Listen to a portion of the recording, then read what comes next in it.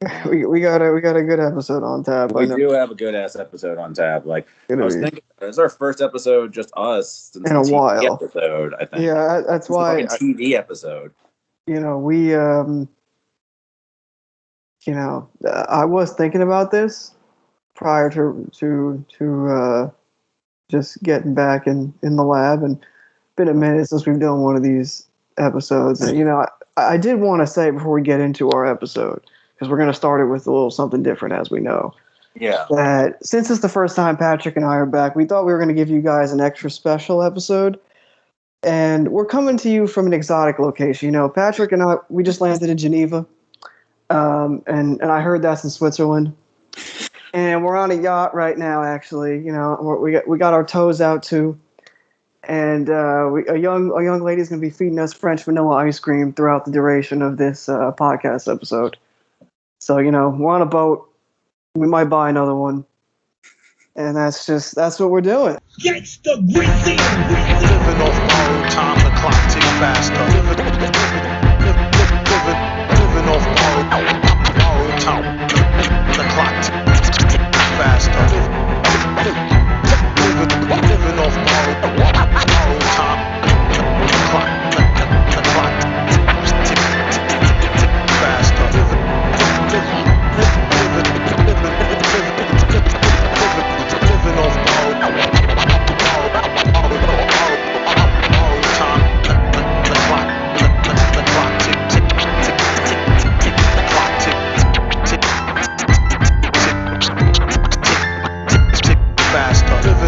faster. Living off borrowed time, the clock tick faster. Living off borrowed time, the clock tick faster. Living off borrowed time, the clock tick faster. Living off borrowed time, the clock tick faster. Living off borrowed time, the clock tick faster.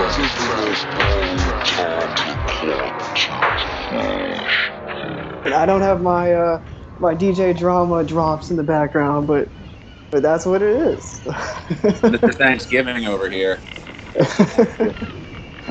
Yeah, hopefully Wyatt will be able to put the appropriate drops in on that. Yeah, that needs to happen. I really just wanted to say we all have our toes out too. Is really what I wanted to say. Is the absurdity of that intro to the song. It's perfect. It was by far the best drama performance on anything. It made me appreciate previous drama performances like Verde Terrace and Dedication 2, because he had a reputation back in the day for being annoying as shit. And I could see people thinking Tyler is trolling by having drama all over the album. But I think drama genuinely adds to it. He's funny as fuck. Tyler's able to see what drama added to those tapes. Because he basically, we're just going to jump right into it. Living Off Borrowed Time podcast. Welcome back to us, because we haven't done an episode together in quite a while. At this point, you will have maybe not heard the Doom miniseries. You will have definitely heard, if you listen to all the episodes, the last two that I've done with Koza and Brian, which were both Billy Woods related, and possibly the one with Sphinx as well. So it's been forever since we've done one together. And normally about this time of year, we do a mid-year wrap-up. And obviously we're starting off with an we'll do it in our usual order, but obviously we had to start off with emergency takes on the most relevant album right now, the Tyler, the Creator album, Call Me If You Get Lost. Yeah, Call Me If You Get Lost. Great record. He announced it and then it dropped 2 weeks later, right? It was pretty standard rollout for Tyler, though. Tyler genuinely, Cherry Bomb was different, but I can't recall anything he'll do it with a single, with a video that he shot in his usual fucking elaborate he always thinks his stuff out, like Kanye always does. Well, like Kanye used to. Yeah, I didn't really have any. The videos it kind of snuck up on me. Yeah, I did see the videos. Yeah. Big Wes Anderson energy videos, which translated to the beats, even though it's fuck. I see what Wyatt was saying. Our producer, Kittenpuke, said that he could hear the Wes Anderson influence. And they don't sound like music Wes Anderson would use, but they somehow sound like a Wes Anderson movie, kind of like Life Aquatic or Grand Budapest, sort of. It's hard to pinpoint because he's doing shit like sampling fucking grave diggers and his reference points are pretty obvious and they're pretty far away from that, but it doesn't feel like gimmicky how he does it either. I don't know if that makes sense. They're pretty all over the place. It just seems like he has, and there are other artists that have come along since then. But I was thinking about this: if Odd Future were like the first of the, and it wasn't, probably not quite, but there's an argument to be made that they were like the first like extremely online like rappers going back to the early days. But I think it's really come full circle in their later stuff. Like now a lot of, you know, artists that have emerged from in the late 2010s to now, you know, early 2020s, the reference points are all over the place, and obviously they pull from many different, you know, parts of culture, but they're all kind of intertwined in like what we now associate with, like, you know, hip hop. Earl pretty much birthed the whole scene, although you can argue all day, and we'll probably talk more about this about another album that, you know, Mike was, or Slums were equally as important.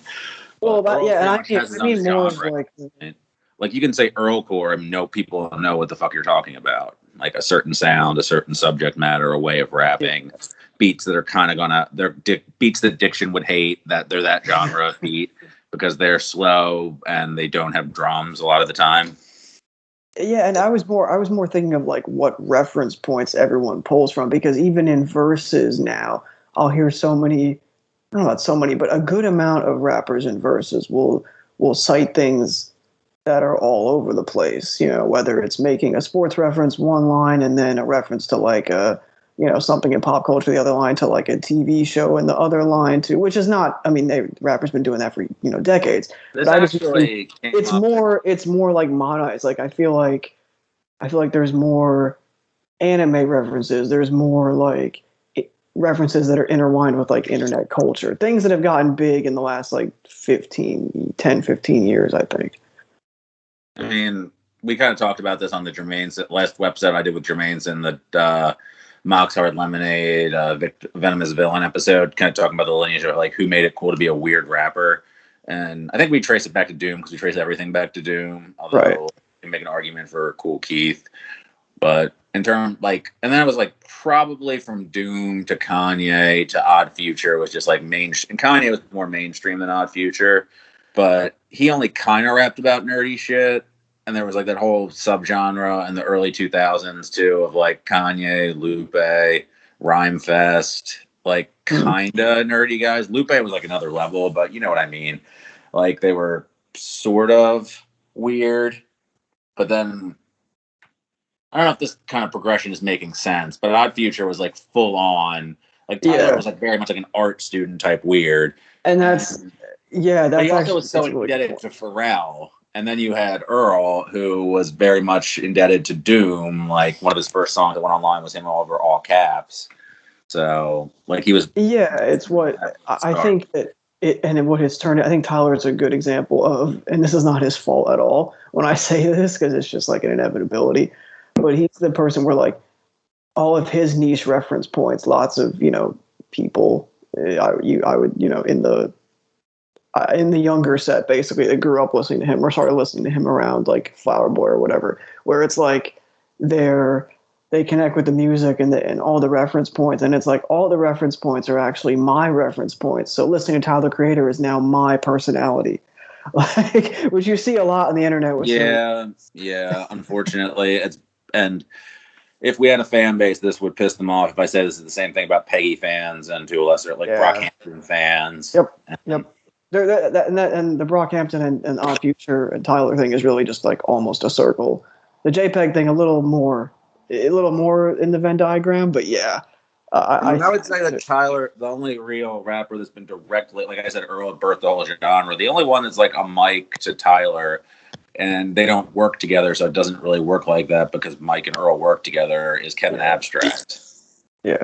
Also, Kevin Abstract doesn't even really try and sound like Tyler, I don't think. He'll sound like Frank, but he won't sound like Tyler. No, yeah, I don't think so either. He's definitely, he might pull from similar and different things, Kevin. But I think in his role in the group and the way he presents like himself as a leader, but I don't want to stereotype it because of the gay thing.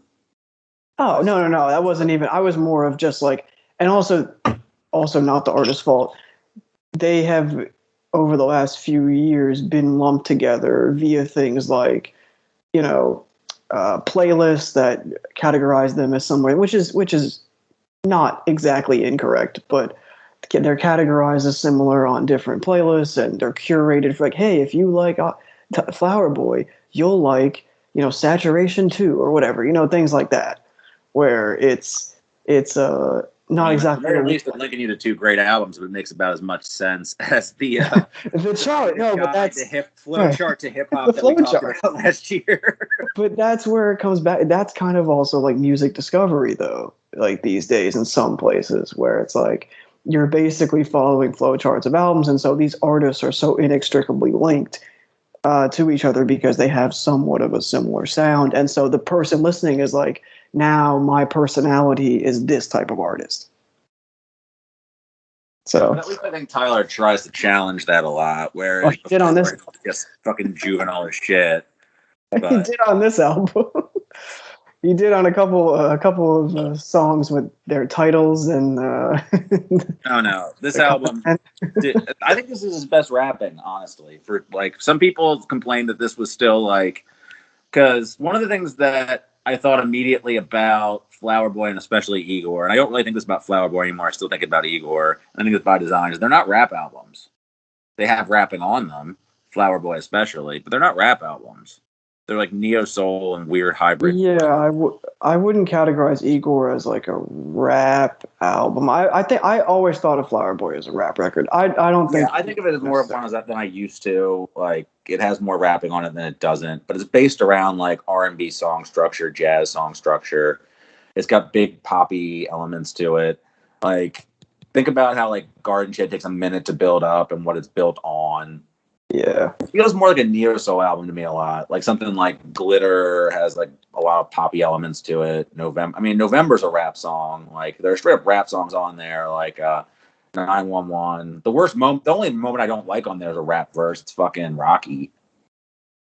Which is interesting because if I recall, and I'm not sure if this is true or not, I thought you liked that song more when it came out. I love that song without Rocky on it. You love a song just without Rocky on it. Yes. I actually thought I never really had a. It's fine. It's kind of in the same ballpark as the Kush Coma Rocky verse, where it's like he kills the vibe by doing his Rocky thing. It's a good Rocky thing, but it's not the vibe. Not part of it. It's not nearly as aggressive as the Tyler verse. I mean, it's a whole different. It does, like, I guess you could argue it drags the song to a halt. All right, but this fucking album though gets off to like I need to do the Fantano thing because I kind of want to just like where you just go from the beginning to the end of the album. I hate mentioning him, but so I'm going to try and not mention. But that's my one thing I do want to mention though. Unfortunately, we have to is because I feel like speaking about following people's personalities and adopting them as your own. His rating of this, I think, is going to dictate how people feel about this album for a long time. I don't see him giving this a good rating. And I don't want to talk too much about another man's rating because. It doesn't really matter, but but I feel like it's going to dictate the fucking quote unquote discourse. The discourse, yep. Yeah. As is tradition in certain cases. I don't think he's because I feel like I think my feeling is people's opinion on this is going to be that there are going to be a few people that insist it's his best album just because it's a hard turn. Well, not really a hard turn, but it's a more rap forward turn than the last two. And yeah. There are going to be people who are like, this sounds like, well, my take is I think it's a synthesis of his last 5 albums, but but there are going to be people who are like, this is more like Wolf and I like that version of Tyler, so I'm going to do that. Or, people are going to say that it's their favorite of his, if it is their favorite, by using whatever, mechanism they want. Essentially, and I think that the narrative of it's more rapidy is going to be used.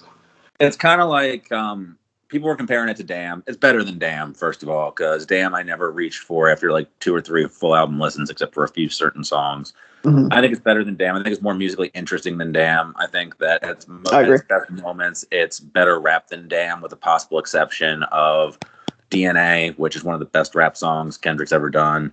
And I mean. Humble is a good song, but it's just like a fun song, and I think plenty of songs on here, most of the songs on here are better than Humble. Damn is a much different album. Damn is better constructed than this, because this one does have some second side problems. I think I agree with you and Horse about that. It's like, I'm nicer to the 2 10-minute songs than most people will be, I think. I really like the first Sweet. I think that it's not as good. It's probably as good as the Wolf one that has Bimmer on it, although none of the songs are as good as Bimmer. Like neither of the songs, I could say. But Bimmer's also only like a minute long on Wolf, which is the problem with it. It's the best part, and it's like an outro. It's like when Kanye put Frank's outro on Wolf. This is so much better than the rest of the song. You had to make it its own goddamn song after fucking not having it on there at first, because you couldn't decide what to do because you were on too much Adderall. You and Mike Dean were splitting like huge piles of Adderall and not being able to decide what to do. Because Wolves went from being the worst song to the best song because you were rapping about sandwiches and shit. Like, and that verse wasn't there like 3 hours before the album was supposed to come out. Yeah. And you were just mad that somebody took a fucking sandwich out of your fridge. Let's admit that's why that fucking verse happened. Literally, it was some sort of tour bus incident or some sort of home incident. And that was like the only time you'll get Kanye dissing somebody is like some sort of slight at an assistant that took a sandwich. Because I don't think it was like, it couldn't have been someone real. Like, it had to have been like a... He probably forgot the sandwich was there, honestly. But it was like imagined slight at somebody. Possibly Consequence. Possibly. Consequence was always pissing them off. True. I'm not sure about that. With regards to the 2 longer songs, I know that, Wilshire doesn't have to be 8 minutes. Like, I get it, but I've listened to it 3 times, and now granted, only 3 times, but all 3 times I did find it compelling. There's a part of me, this is going to sound like a real dumb thing to say, which I do a lot in this podcast. There's just a huge part of me ever since I started enjoying rap music when I was very, very, very young, that I just like sitting down and listening to someone rap over a simple beat for a period of time. It's very comforting. It's very like easy to kind of sink into. And Tyler's story, I picked up all the general gist and the details, of course, of the story, but I think the personal aspect of it, it's not like he's just like BSing, except for the last like minute or whatever, but he's not like BSing for the most of it. And it feels like so personal, and the beat is very, it's just a very casual song. It's like I'm sitting on the porch and I'm having a conversation with Tyler, the Creator. While he's you mentioned constantly on the show that you like the conversational aspect. I love the conversational aspect. That's like very evident on here. Yeah. I think that I've listened to the album 2.5 times. The second's a half time because I only listened to a few songs. I skipped this both of the second times, which is not to say I dislike it, but I don't see myself listening to it a lot. It's technically very impressive. The beat is the one beat on here that doesn't do much, which is on purpose. I think, to be a background instrumental, it works well for its purpose. I think Tyler's rapping on here is amazing that he does it for that long and that compellingly. And I can't think of anything else he's done that's like it. And it doesn't really feel like a gimmick. But I think what it does, though, is by having these 2 long songs, it makes the album feel it's an artificial attempt at making the album more cohesive, like Igor and Flower Boy were with their narratives. And there's not really a narrative here, which is fine. Albums don't need to have narratives. Yeah. I remember when I was a kid, I thought every album had to have a story, like it was a movie, and like the lead singer was the protagonist. So I can't imagine how boring some of those fucking movies would be if they were like fucking the Pearl Jam albums I was listening to with like Eddie Vedder as the hero of your movie. That definitely would be. But like the lyrics were supposed to be telling, like, I don't know if they were supposed to be telling a story or not. But I mean, in Tyler's case, obviously they are. But I don't think that's the case here, because I think that a lot of them are just like individual, like there are stories within the songs and there are overall themes, but it's not a narrative the way the last 2 were. Right. No, absolutely. I can't think of a better way to describe it. I mean, this one thing that I liked about it was how it was. And individually, there are felt. Songs on here. Oh no, go ahead.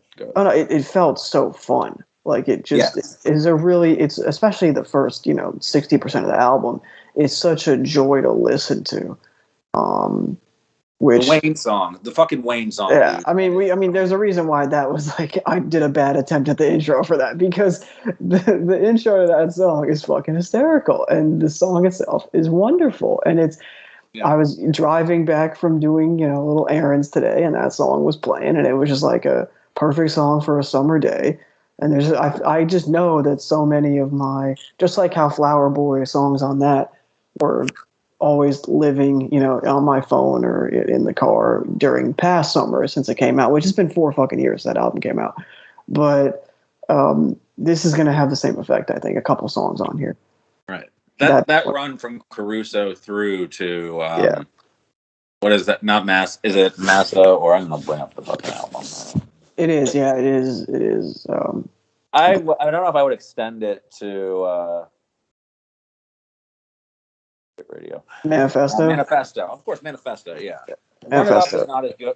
Run It Up is a little, but I mean, it's one of the weaker. It's still fine. But Run It Up is like if I had to pick one song to lose because you couldn't put like the 2 like angry tracks back to back. I guess. No, that is true. Like because they're very, very angry and they're very pointed. 2 of his best verses ever, if not his best verses ever. I mean, I have a soft spot for the oldie verses, like the way they tie the song together, but they're not nearly as good as these on. And there's stuff on, like I remember Jermaine showed me one track off Bastard that I didn't remember.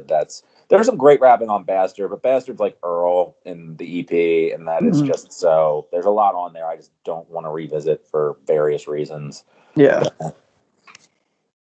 One thing you brought up drama at the beginning of the show. I mean, because we were doing a little intro, and Tyler posted a video on his Twitter account of him and Drama in the studio before the album was going to drop, and he was so happy that he got Drama on it, and he was like calling him a legend. He's like, I don't even like using that word, but this man just like, I got this man to yell on my tracks, and it was amazing, and I'm going to give him a hug when we're done recording, all this stuff.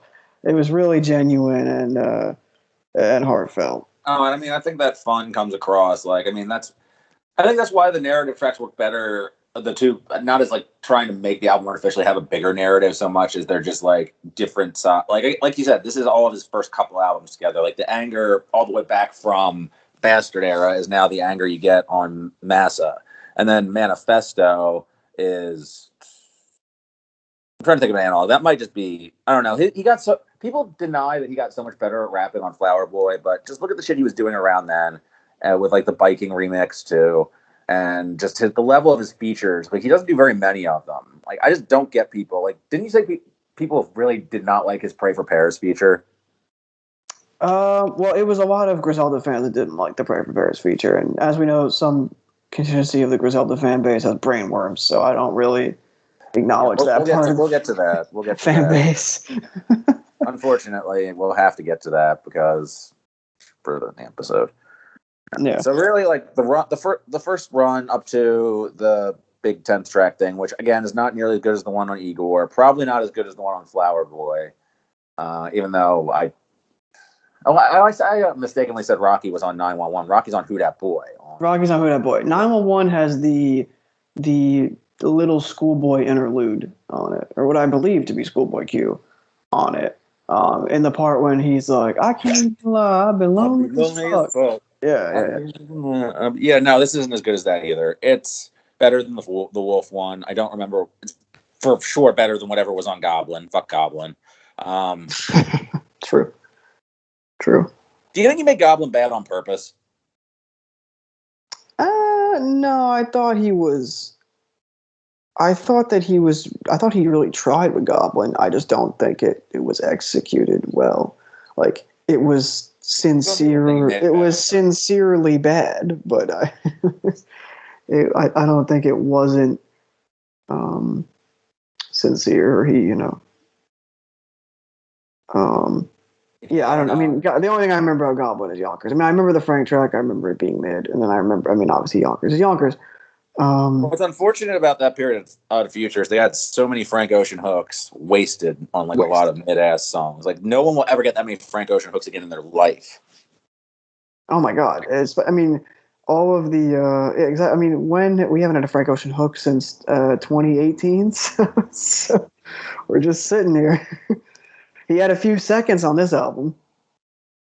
Seconds. Where was Frank on this album? It was the one when he was like, I got the bowl on my counter. My friend is like twirling his finger over it. Oh, it's like $100,000. Like he's doing it like it's on the dashboard of my car or something.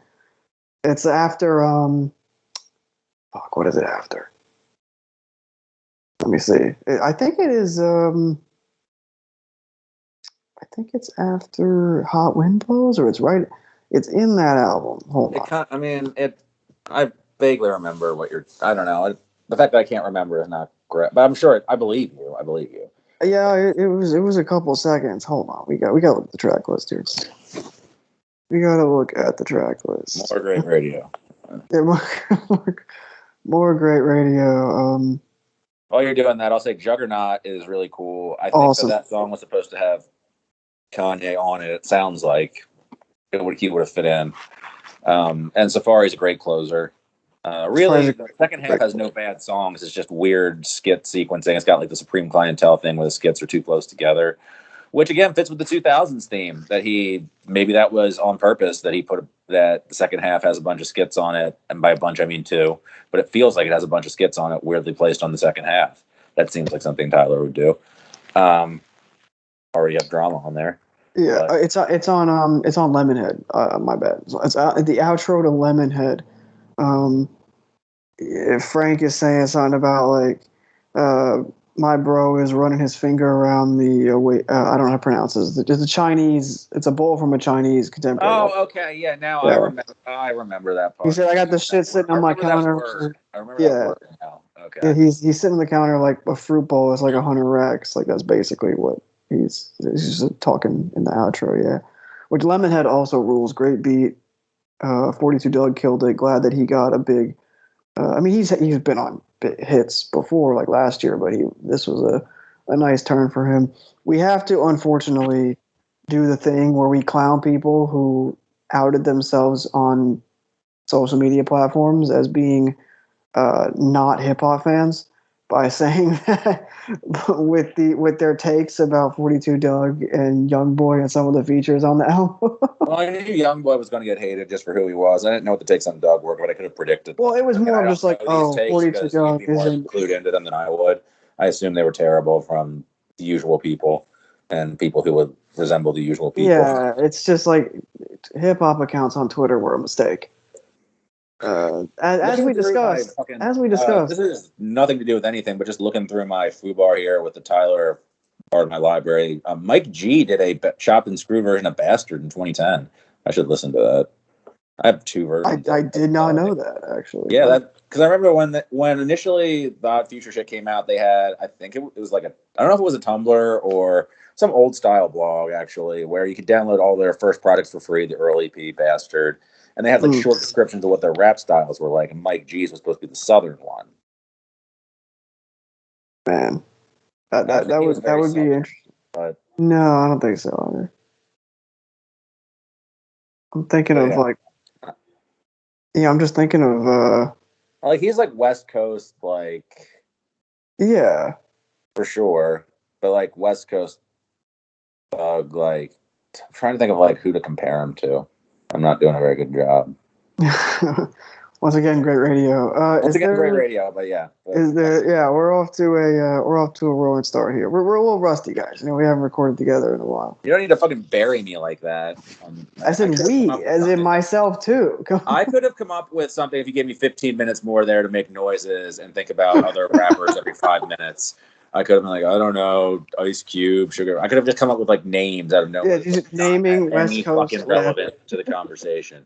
But you understood what I meant. He was not Southern, but he had like the West Coast. I don't know why he was said, but it makes sense that he would do that version. Bastard, like, because they never really did any chopped and screwed shit. So it's interesting that that's there, and that he was the one that did it or allegedly did it. So I would listen to that anyway. Yeah, this is really good. I don't know what the fucking hot take economy is on it thus far, but. It's really high on. I think it's high on. Would it be on the RWAM chart? It wouldn't. It actually did. I don't think it's there yet. It'll probably be there in the next few days. Next update. So I was going to say I don't want to spend too much time on any one album. I'm sure we'll talk more about this later in the year, and maybe over the course of the episode. But we normally start off by talking about the worst shit or disappointments and surprises and the best stuff. And by normally, I mean I think we did this for the end of the year last year. Yeah, we usually do it. Yeah. So, worst shit, as usual. I don't think either of us eat too much garbage. Like, we don't rummage in the trash like a lummox, as Droog would say, but despite our stomachs. So, but what was the worst shit you'd say you heard all year? Just real quick. And I think I didn't want to talk about him, but I think it's probably going to be Tom Macdonald, right? It's a very good point. I hadn't really, to be honest with you, I hadn't even thought of that. I would agree. That's all I can think of right now. There's definitely some contenders, but Tom Macdonald definitely a. I don't even want to fucking platform him too much. Like, I mean, do I need to? I think he has more than we do. I don't think me platforming him really affects him one way or another, except it would attract like Tom Macdonald fans to our comment box, which is probably the last thing that I want in life, just in general. Yeah. Tom Macdonald. Yeah, anything involving him is pretty bad. I will say that shout out to friend and frequent guest of the show, Too Broke to Care, Christian, for his brilliant Tom Macdonald takedowns that end up being Eminem takedowns, because Eminem is the reason we have Tom Macdonald. Like, yeah, it's kind of like on the Arrested Development thing. That's how you get Ant. No, that's harsher. Fuck, I blew that. Yeah, I am rusty. But it's like, if Eminem didn't shit up the place so bad, we wouldn't have all like Logic and Tom Macdonald around. And Logic didn't really embarrass himself so much in the time period that we can't really clown on him too much. He did the MF Doom thing, which I listened to a little bit of, and the rapping on it sucks, but the concept and the beats aren't bad. So, but yeah, I mean, I think Logic has, as long as he doesn't drop much, has kind of positioned himself away from ending up on these like worst of things. I mean, he's secure that he won't end up on the worst because he has a Madlib album coming out, which is kind of offensive that we're getting that before the Black Star album. That's a very good point that, once again, also forgot. You're bringing up things that are really important that I should remember, but I don't know if that would qualify. Anything involving Logic doesn't qualify as important in life. Important for me to remember that Logic is not out of the woods yet. True, but I think Logic getting an album with Madlib is like years of people complaining about all those MED albums and tracks and stuff, and Madlib is like, oh, you want to whine about that, and he'll do an album with Logic just to spite you. That's true. It's true. I mean, oh no, go ahead. Everyone did. I mean, there was bad shit this year. I mean, what else was there? I have a few notes. The DJ Khaled album was, I don't know if it was bad as much as it was aggressively mid. DJ Khaled album, not good. We had some unfortunate like songs and singles. I mean, I didn't really subject myself to much like bad albums, because I'm looking through the album, so it must have been singles that were on the. Yeah, I don't have any singles. I had two things that were considered. Well, I have Offspring ? Which I don't know if you listened to the Offspring album. I did not. I did not either, and I was tempted. There were a few things I was tempted to listen to for the bottom of the list. I ended up listening to one that was like for disappointments, and we'll get to that, I guess, shortly, because we're going to talk about disappointments. But yeah, I figured Offspring was like a big part of my childhood listening, and they just started making wacky ass, like fucking wacky pants comedy, like punk rock Weird Al almost shit, which I like Weird Al, and they're not funny, but I know they just made a hard turn to that shit like right around the time you were born. And I also, if you ever played the game Crazy Taxi, I had to hear their song like 18,000 times. Well, I think the unfortunate existence of the song "Bad Luck" by Denzel Curry is another one that I would. Ooh, that does sound like almost like a bad Offspring song. Actually, that's a good transition. Yeah. It's real bad. It's not great. But it's also just like a soundtrack song. People are acting like it's the end of his career. Sure. It's just some trash ass soundtrack song. But Denzel hasn't really put out, like, the thing is, he put out Pig Feet, which excuses a lot. And it's true. That's also true. Yeah, it's also true. Easy to forget that when he hasn't put out anything that isn't. People. Well, he put out the Unlocked. Was it Unlocked remix this year? I thought it was last year. The remix Unlocked was last year. Was the remixes also last year or this year? I don't know. Oh no, I think the remixes might have been this year, but I'm not entirely sure. I like the remixes, but I never listened to them. Like, honestly. Yeah, I really lost. I haven't listened to the proper album or the remixes in forever. I don't really care. I went apeshit over the proper album, but I don't think. Yeah, I haven't really had the itch to listen to it too much, even though I really did love it for a while. And I babbled about it a lot last year on the show at first. But yeah, the remixes did have somebody on them. On one of their best tracks was Benny the Butcher, and I think that he had some disappointing shit too. Yeah, I agree. I mean, he had a random project with 38 Special that wasn't good. His actual projects, I think one of them was pretty good, and the other ones He had were more than one. whatever. I know he had Plugs and Men. Oh, maybe it was just, I thought he had two. Let me just take a look here. See, this is what happens when you listen to a bunch of music in a half a year. You just kind of lose track of shit. Benny had, he had the thing with 38 Special was not good. He had, he just had Plugs I Met too. That was it. Which was like, And that one was, yeah. I think the reason I'm sorry, I didn't mean to cut you off, but no. Fucking, I don't know why I'm being polite. That's not good radio. Like good podcast. just straight up, just cut me off every time. Exactly, yeah. Like fucking podcast people enjoy. They don't apologize to each other. They just insult each other. Or they just steamroll each other. Yeah, Plugs I Meant To. I think the reason he stuck that title on it was because otherwise it was just going to be mid, and because it was compared to his others, which is weird because you used to think of Benny as the quality guy in Griselda who waited to put his shit out, not put out like content for the sake of content. And out of all of them right now, he was the one who did that the most, and he put out 2 albums. Both of these don't just to have shit out there for the sake of it. Yeah, no, honestly, I agree. It was not. I don't know. I'm just not anticipating a lot of stuff from that camp. Not that it hasn't been good when it's happened, but I thought that Burden of Proof was quite good. So I was hoping. Yeah, no, Burden of Proof was good. Yeah, and that's. I was just hoping for. I didn't even fucking remember. I'm gonna look at the track list now. Once again, great. What was it? I don't even think I downloaded it. Wow. Okay, that's bad for me because I normally I'm too into the Spotify shit now because I used to download everything directly to the computer, even if I got it on Spotify. I must have just streamed it. That's not. Well, that just means the quality of the music was not as high. Yeah, it didn't motivate. Yeah. Like I must have streamed it at work and just not fucking listened to it. That's not encouraging because I can't really bring. Fat Joe had a verse that I didn't dislike, except I think he said something about like Wuhan Clan and rhymed it with Wu-Tang Clan. Yeah, that's tough. And he had some real struggle ass lines about Harvey Weinstein. I don't know why we needed any of that. He's just doing cultural stuff to do cultural stuff? Like he's just making references to things that happened? Nas will do that sometimes. Like Nas had a line, I think he said weird flex but okay on his recent album. No fucking way. There's a Nas line where he said weird flex but okay. And I'm pretty sure if you look into like the soundtrack like fucking features or something, Nas probably said something was on fleek at some point. He had to have. Oh, no question. I buy that. I believe. Oh my god, the weird flex, but okay. That's real.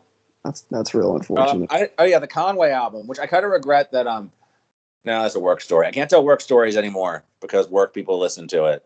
However, if you are prove that you actually listen to the podcast. If you are a work friend, if you get to this part, ask me what the work story I was going to tell at this point was. There.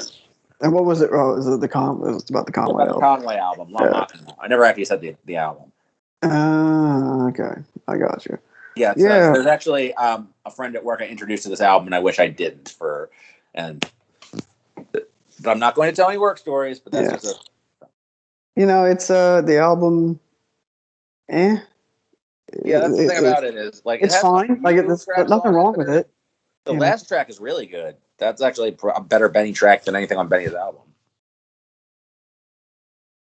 Yeah, I probably only listened to it once, unfortunately, just because I was like, yeah. Again, that's like me not downloading. You must. That's fine. But the last track is like a Gun and Benny track over a Derringer beat. It's like a really good Griselda. Oh yeah. Oh, I do remember that one. It has a line about you're not a shooter, you're Ben you a Ben Simmons. Yeah. Especially relevant, evergreen. Yeah, it really stings now. Now more than ever. along comes a great chance for the 76ers to win the title, and you know, I mean, it was go into too much detail about this. Yeah. We don't want to get the podcast with reference, like it's a fucking half-year podcast. Like we don't. That's my lame ass reason to not talk about it. We don't want to date it. We don't want to date it. I just don't fucking discuss. I didn't even know that line was on there. That's funny. There's a couple with a weird flex line. We got a Ben Simmons line. Wow. It's really culturally relevant here on the podcast. Yeah. But yeah, the Conway album was not super. He did another one, Big Ghost, that was really good at the beginning of the year. That was the second best Griselda album released this year. Obviously, the first one we'll get to much later. I guess before we get out of the disappointments, I have to mention the one that I listened to most recently when I had more time than I expected to prepare for the podcast. So I remember, this is going to be a little long, dumb preamble to this. When I read a book like around beginning of high school, it was like called Alternative Rock, Guide to Alternative Rock by, I forget who the fuck it was, 30 or Guide to Alternative Rock. And it was like this big long, like basically RYM the book but by one guy. And he would talk about all these bands I'd never heard of, and they were like legendary, like old post-punk bands and shit. And then like their newer albums up to then would start getting much lower scores, and sometimes there would be just like a number, no review. It would go from like 8s and 9s to like 4s and 3s. Sometimes it'd just be like a pithy review. It'd just be like RYM, like a pithy one side, but by one guy. And I'm like, oh, glad my favorite bands would never be like that. Like, you know, Tool, Incubus, they're solid as a rock. They're never gonna fall off like these old bands I've never heard of. Especially my favorite band, Modest Mouse. Yeah. Yeah. Uh-huh. Yeah. You know, as they've made some of my favorite songs. Mm-hmm. Same. Some of my favorite albums. And they keep doing it. We thought we were done after the last one. Yeah, this was not how you say very good. This was okay. It's not the worst thing you've ever heard by any means. It's got ideas on it. I feel like what it does is, have you listened to it? I listened to some of it. Yeah, it wasn't. I did not listen to the whole thing. I didn't have time to, but I also didn't care that I didn't listen to the whole thing. Yeah. Apparently, the last track is quite good. I don't care. It feels like it's coasting on what you would like about it is coasting on things that you liked about the old Modest Mouse. The lyrics themselves are actually remarkably empty compared to the usual, like the actual clever shit Isaac used to write. Yeah. The production's very annoying. It sounds like it's trying to be new Flaming Lips, which works for the Flaming Lips sometimes, not for Modest Mouse. It's just kind of, I don't know. It was depressing, not in the good way Modest Mouse used to be depressing. Yeah.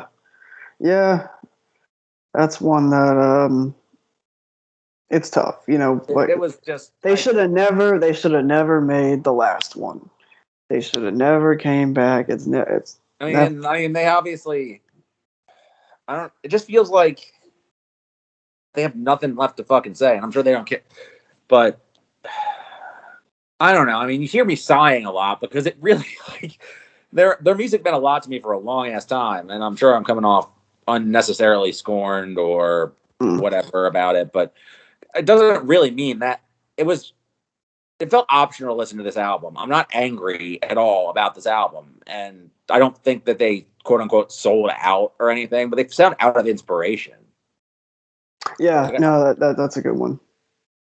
It's a good way. They sound like they're both trying to do stuff they used to successfully do before and sounding the same, but lacking what's appealing about it, and trying to do new stuff that's not interesting. And they just don't sound like, you can't do the old shit when you're not in the same place in life trying to evoke those emotions. It feels hollow.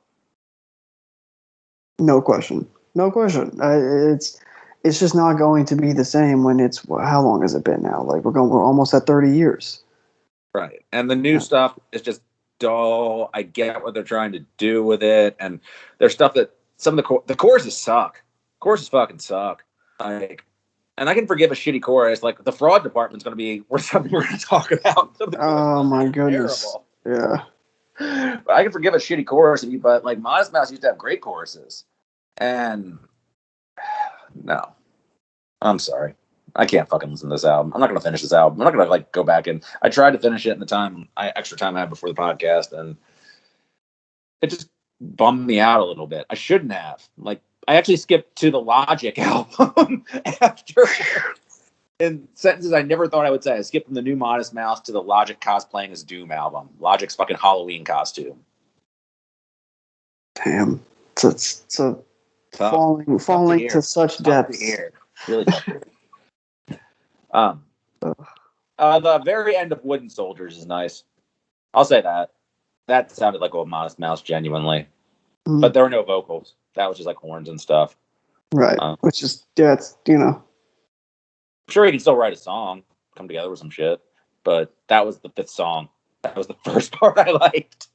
Jeez. All right. Yeah. Enough of this depressing shit. Yeah. It's just steamrolling the vibe by talking about. Yeah, fuck that. Isaac Rocky killed the vibe. So, surprises. What surprised you this year? Surprises. Good. It's a good one. I think I was surprised by how much I didn't care about the J. Cole discourse, but that's not really. I didn't even listen to it, actually, so I can't weigh in. I meant to, and I meant to. I downloaded it. I didn't listen to the singles. I didn't affect me one way or another.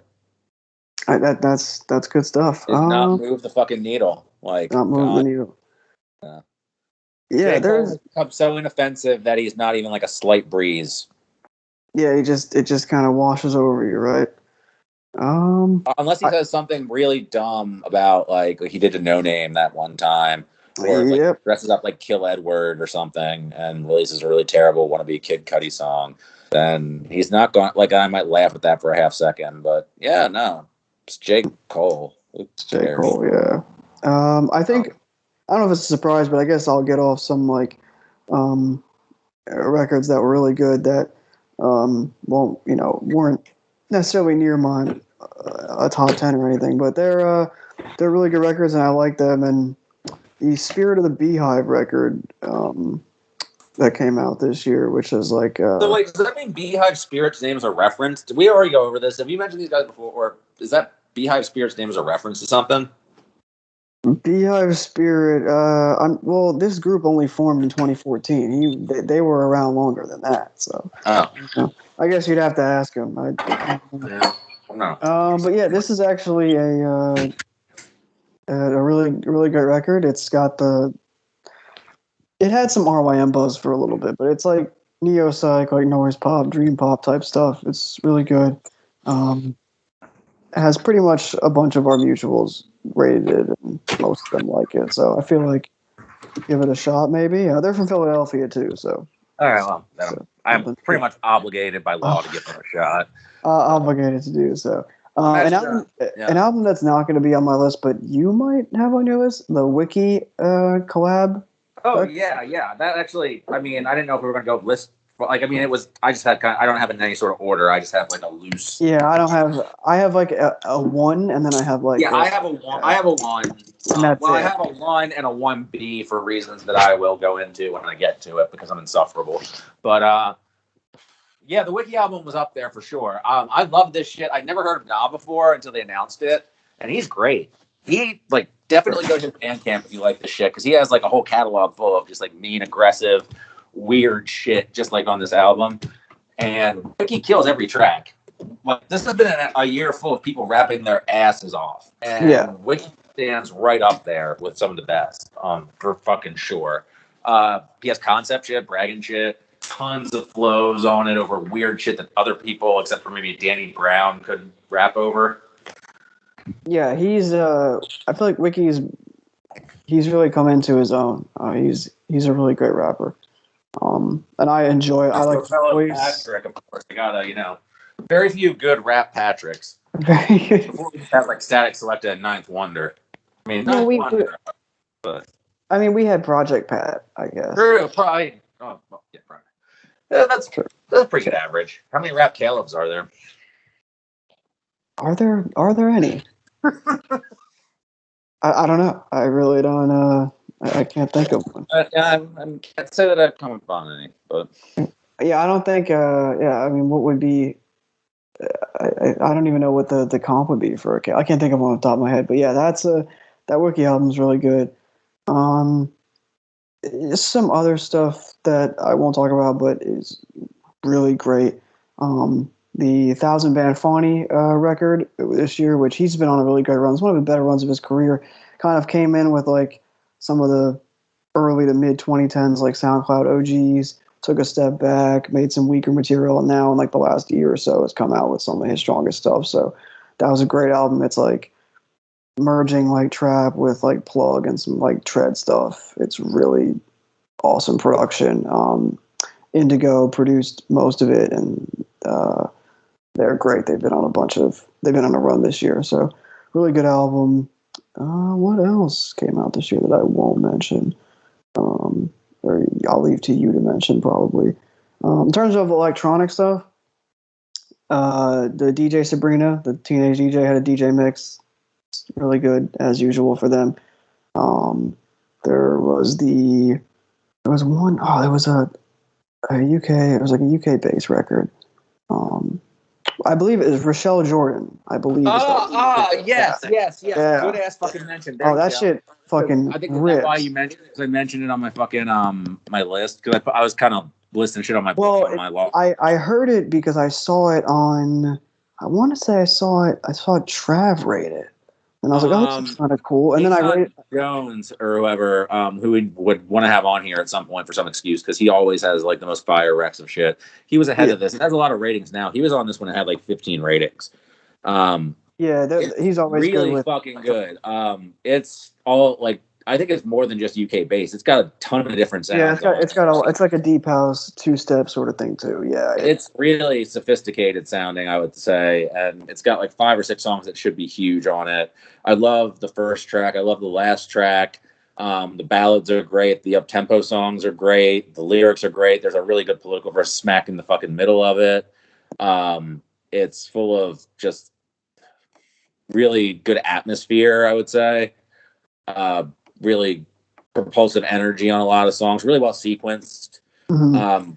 I feel like I was listening to it on headphones doing like a run/walk thing, because I'm not really in shape, but I can do half of what people who are in shape do. And it was kind of really helping me out with that.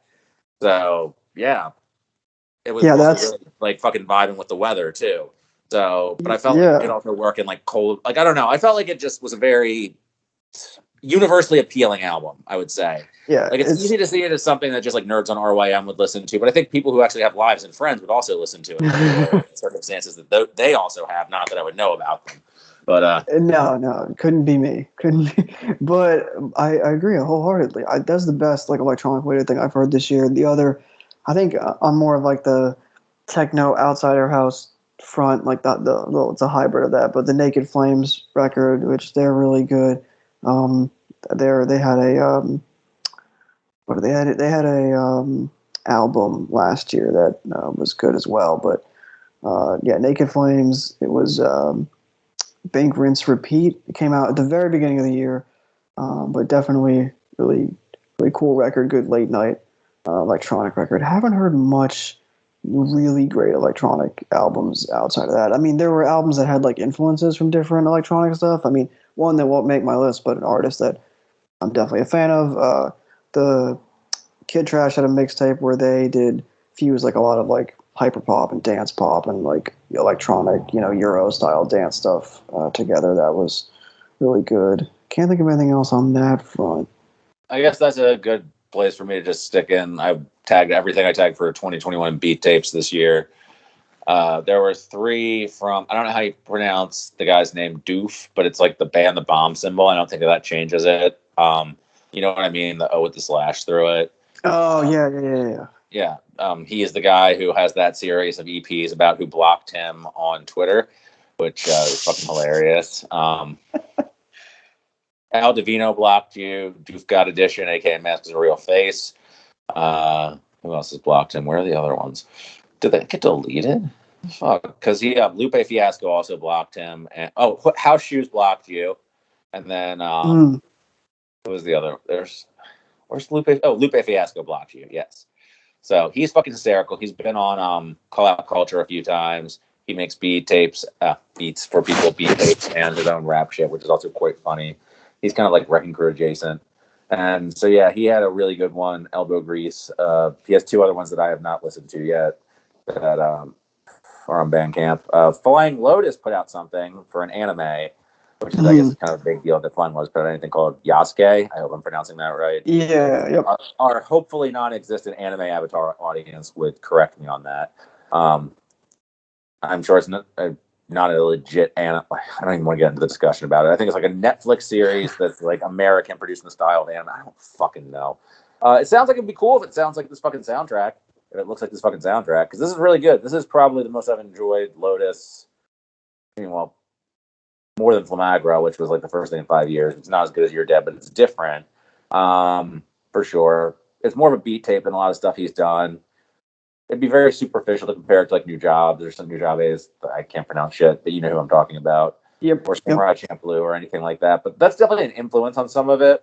But it also sounds a lot like the more traditional beat tape parts of Until the Quiet Comes. Like you have the obligatory Nicky Randa song on there, Thundercat, but it doesn't really sound like the Thunder Lotus jazz type stuff that Jermaineson hated so much.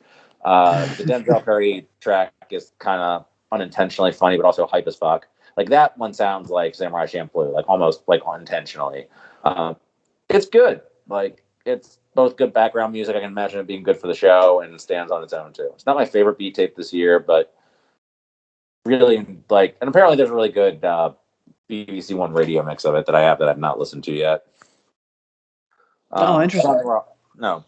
And fucking Sun Ra, who I got Wyatt to put a plug for in the show description once for his Take a Kayak tape, writer for Passion of the Weiss, put out another beat tape for the first time in like 5 years. Sun Ra versus the Psychotic Hippies, which is a hysterical concept, which it has like all these like song clips about like hippie panic and shit in the 60s. And it's very well done. It's sort of like, if you know, friend of the show, Celestophones type music, psychedelic beats, brain orchestra, that type of stuff. The samples on it are pretty wild. I would recommend that one. That's a good beat tape from this year. Two Cut My Ones, Other Places, High End Gutter. Also, shout out to Come On, my Dilla Villainy shirt arrived. And this is, if you've listened to the previous episode I did with Kosa, I had a lot less trouble with this shirt than I did with the previous shirt I tried to order. Yeah, it's amazingly, for something that was international, I did not get any hassle for this one. They did hold it and claim they tried to deliver it twice, which is impossible because I was at the beach when it came the first time, but they did not open it for suspicious reasons. So, hey, it better to be. Take that as a W from the post office after my experience last time. Oh, absolutely. No complaints about anything with the service. I would recommend anybody, Puma. Like, the shirt is my favorite shirt of all time immediately. Hopefully I can get Wyatt to put up an image of it real quick because it is a sick ass design, the one based on Sonic Youth. So, Iceberg Theory put out 4 beat tapes with a hilarious title. You slept on my $15 beats. Now they're $1,500. I have not listened to any of them. I just wanted to mention it, and I added them to the video.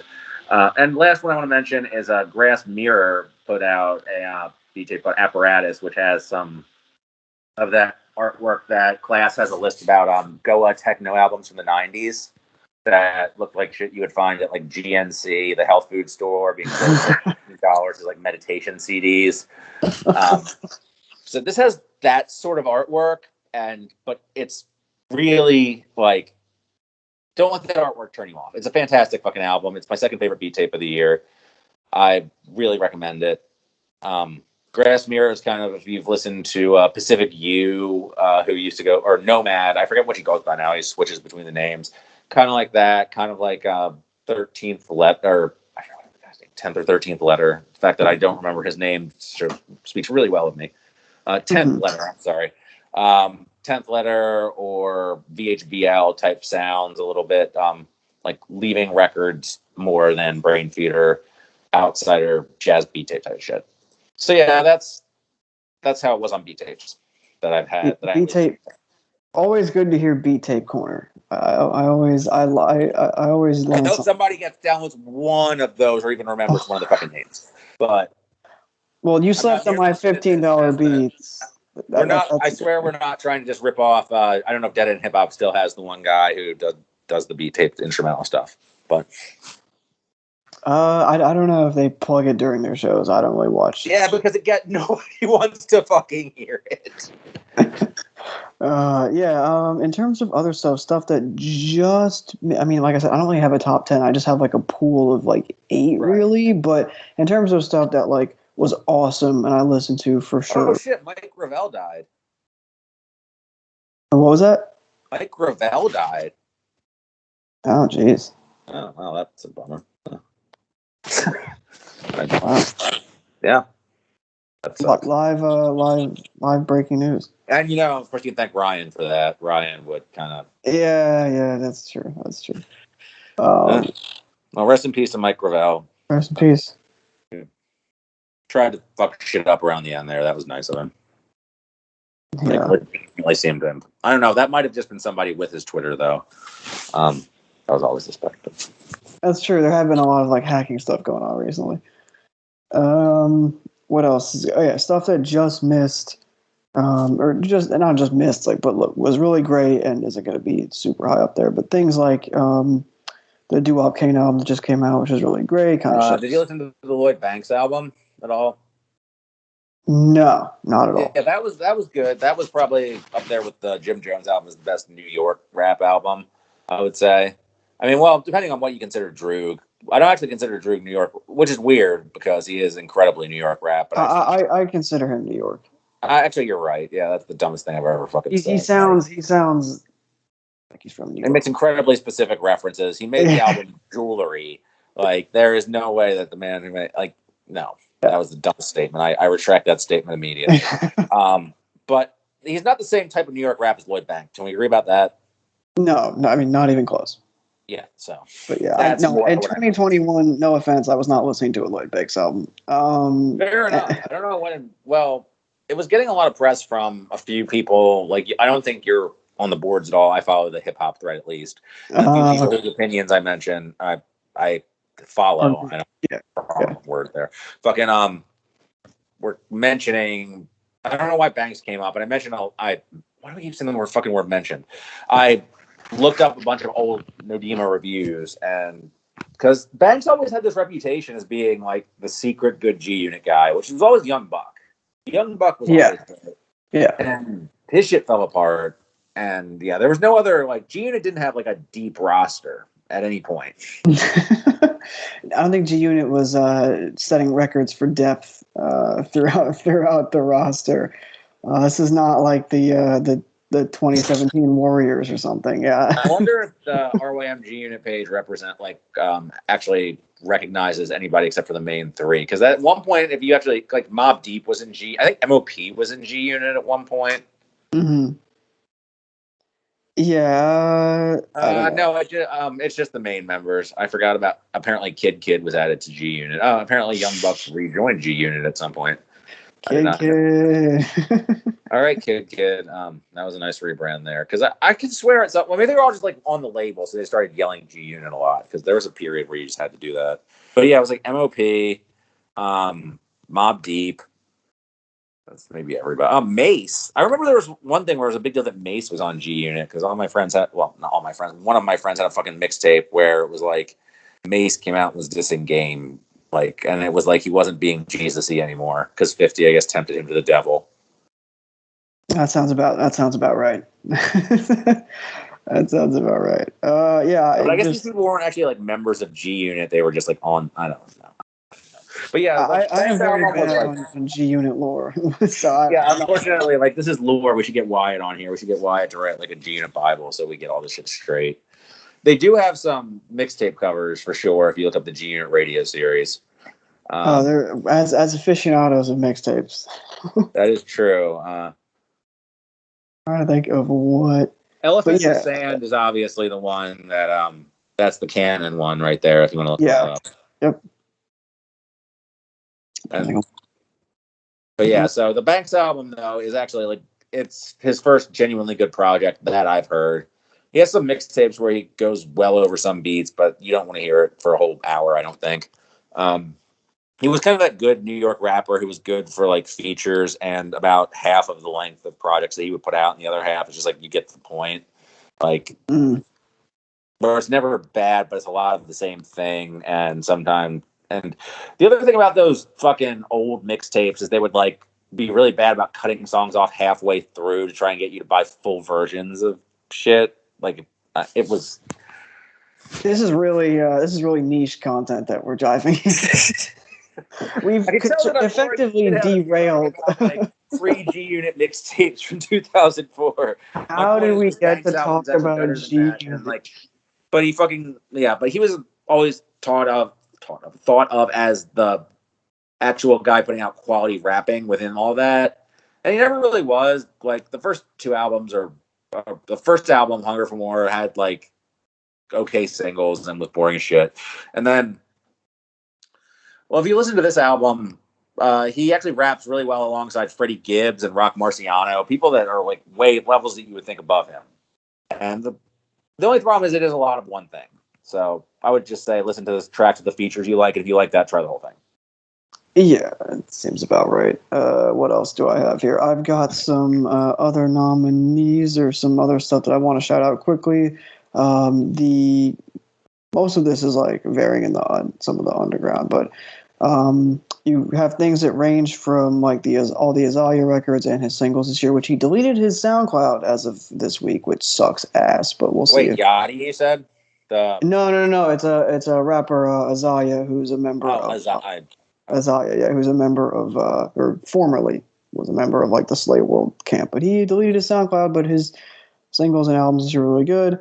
That happens like literally every week. Somebody from like just deletes fucking all their shit. Songs, albums, their whole account, whatever it might be. True Man Flame has done that like 7 times now at least. Like Knowledge was Blue was really a pioneer. A pioneer of deleting content.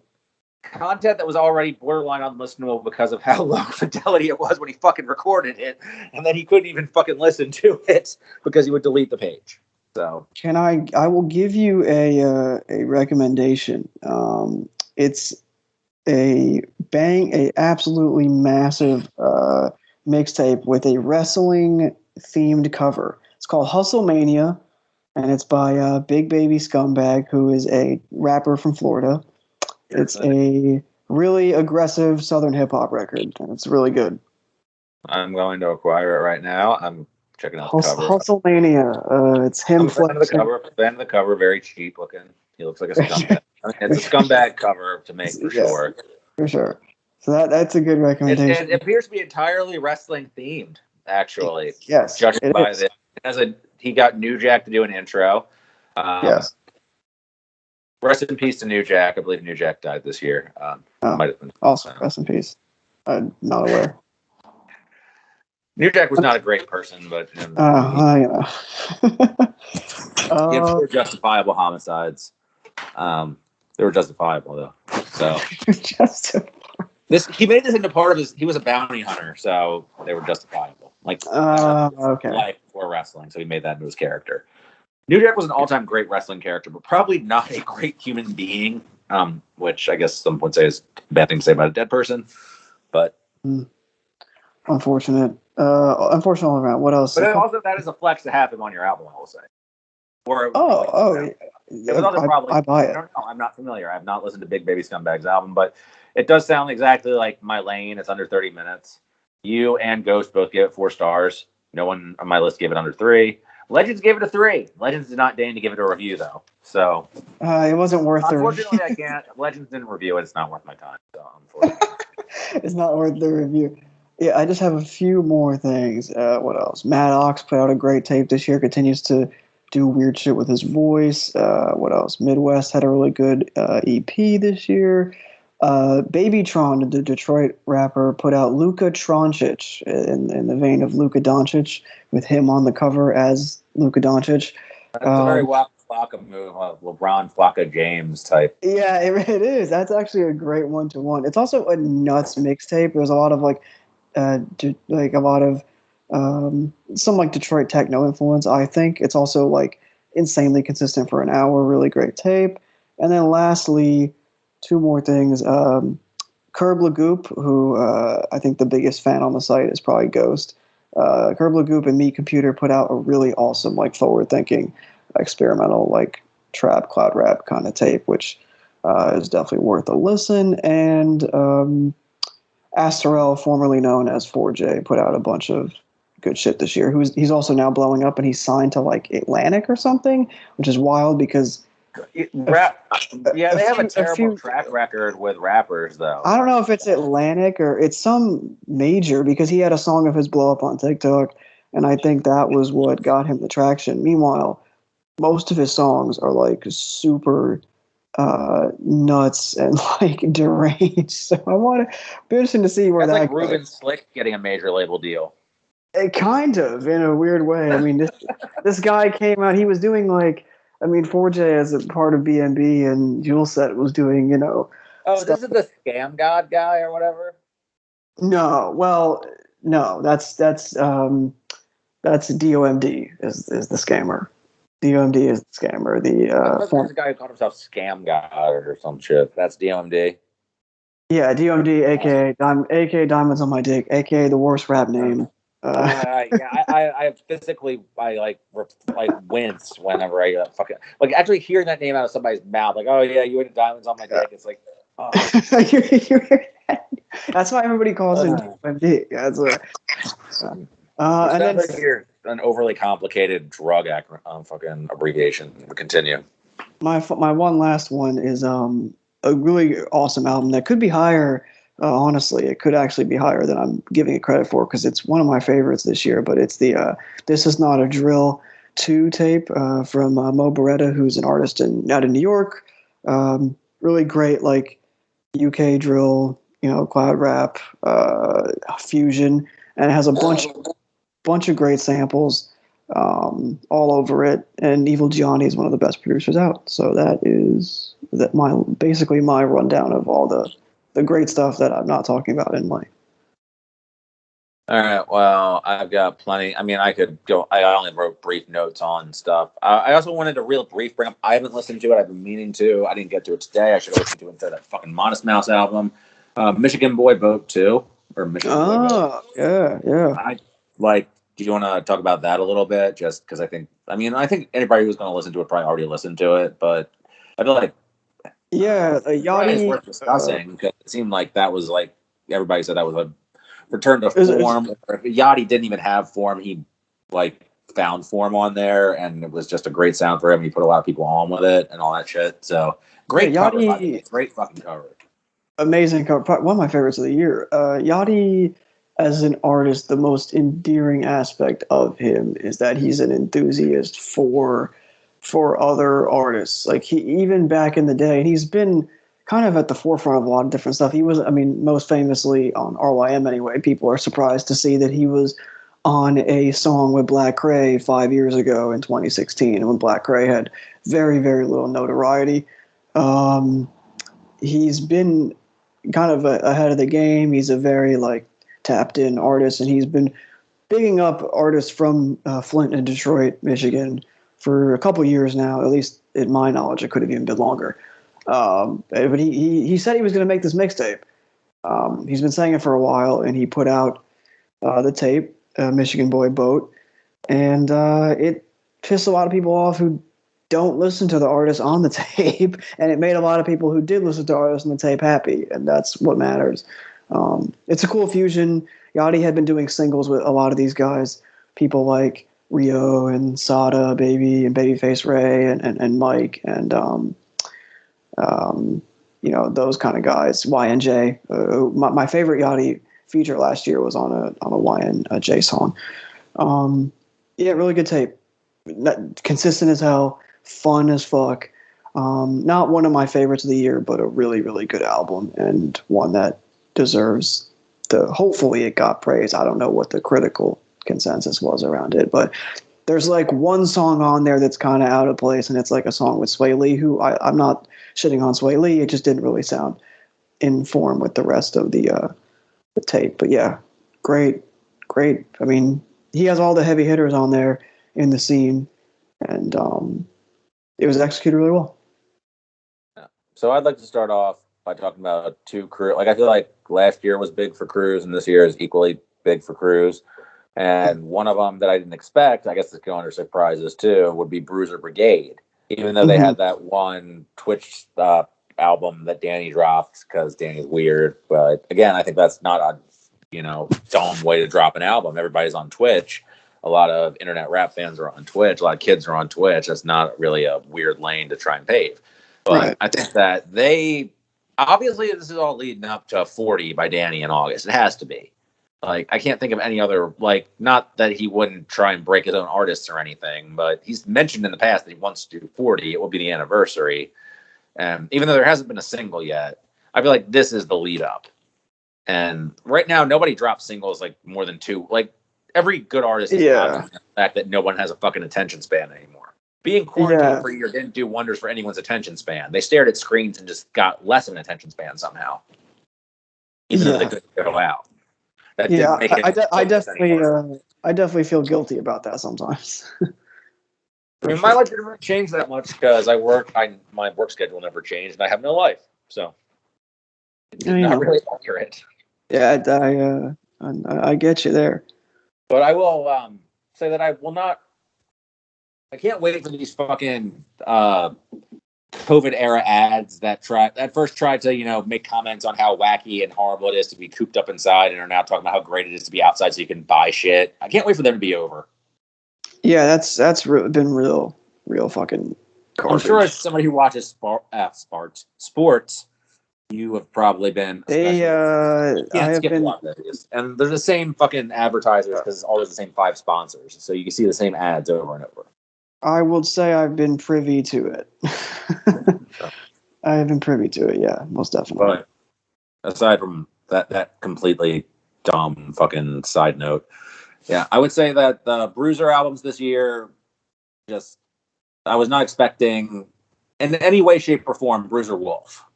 Are you familiar with Bruiser Wolf? A little bit, yeah. So you haven't listened to have you listened to anything by him? I actually thought it might be a girl. They might be a girl.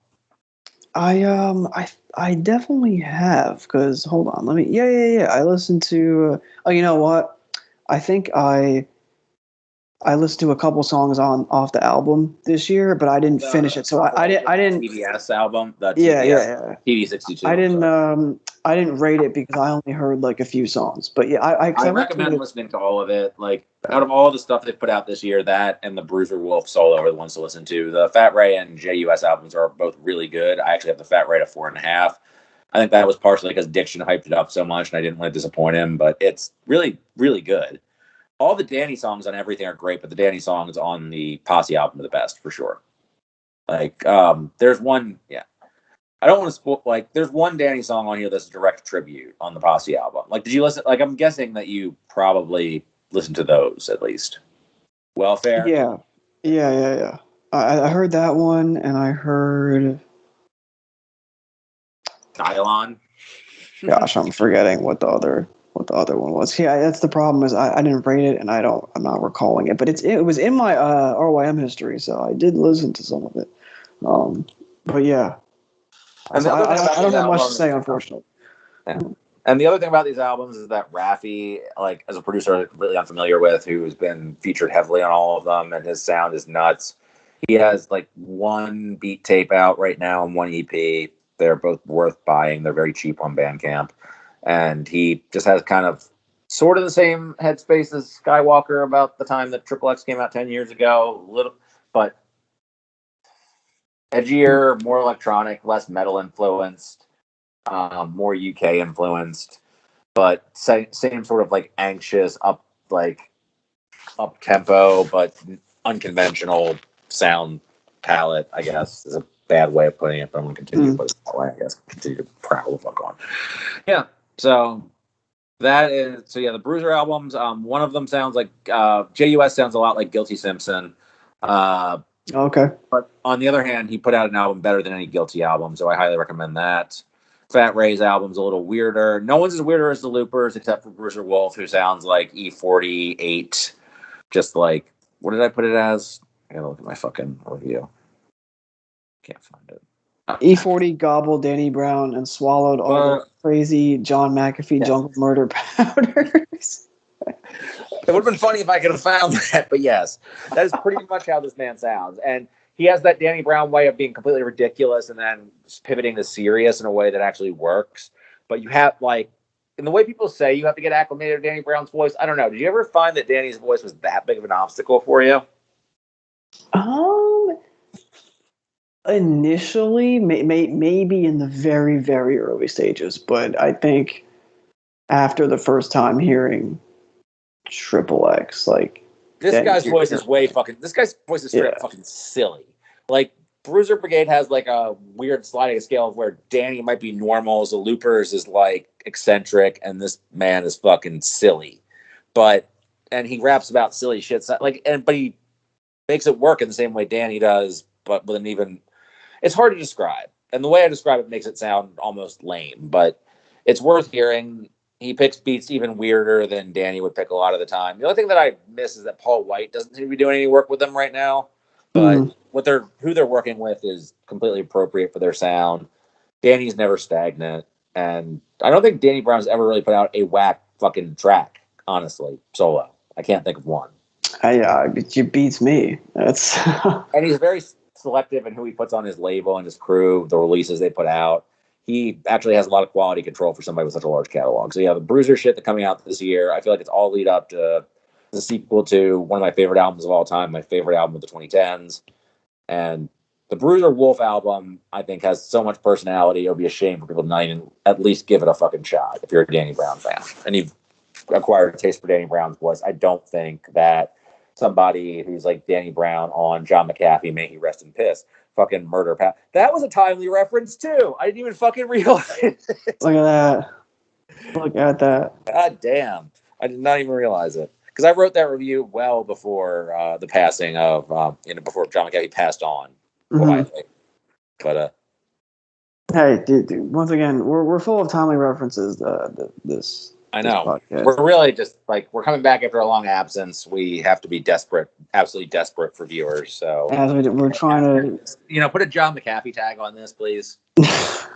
We're going to attract a very different audience.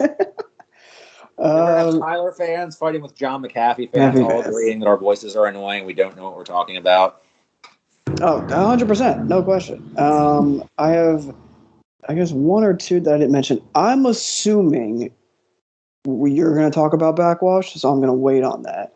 I just heard it, so I might as well get to it now because I keep going between an 8 and a 9 on it. I don't know if it's going to be my top. I mean, it's lame to talk about top 10 for the end of the year right now anyway, but because I think that the moments on this that are the high points are better than the previous one. I'm not familiar with the rest of her catalog, but the previous one really knocked me the fuck out, as we went over before.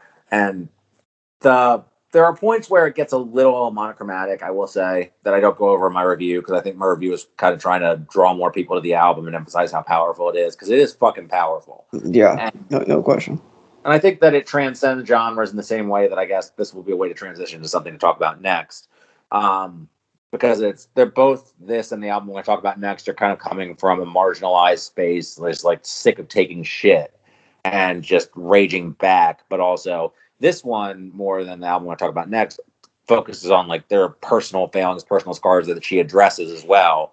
But it's also a lot of just rage forward at just establishment failures, just structural failures. Mm-hmm. But it also feels focused, sonically focused, I think.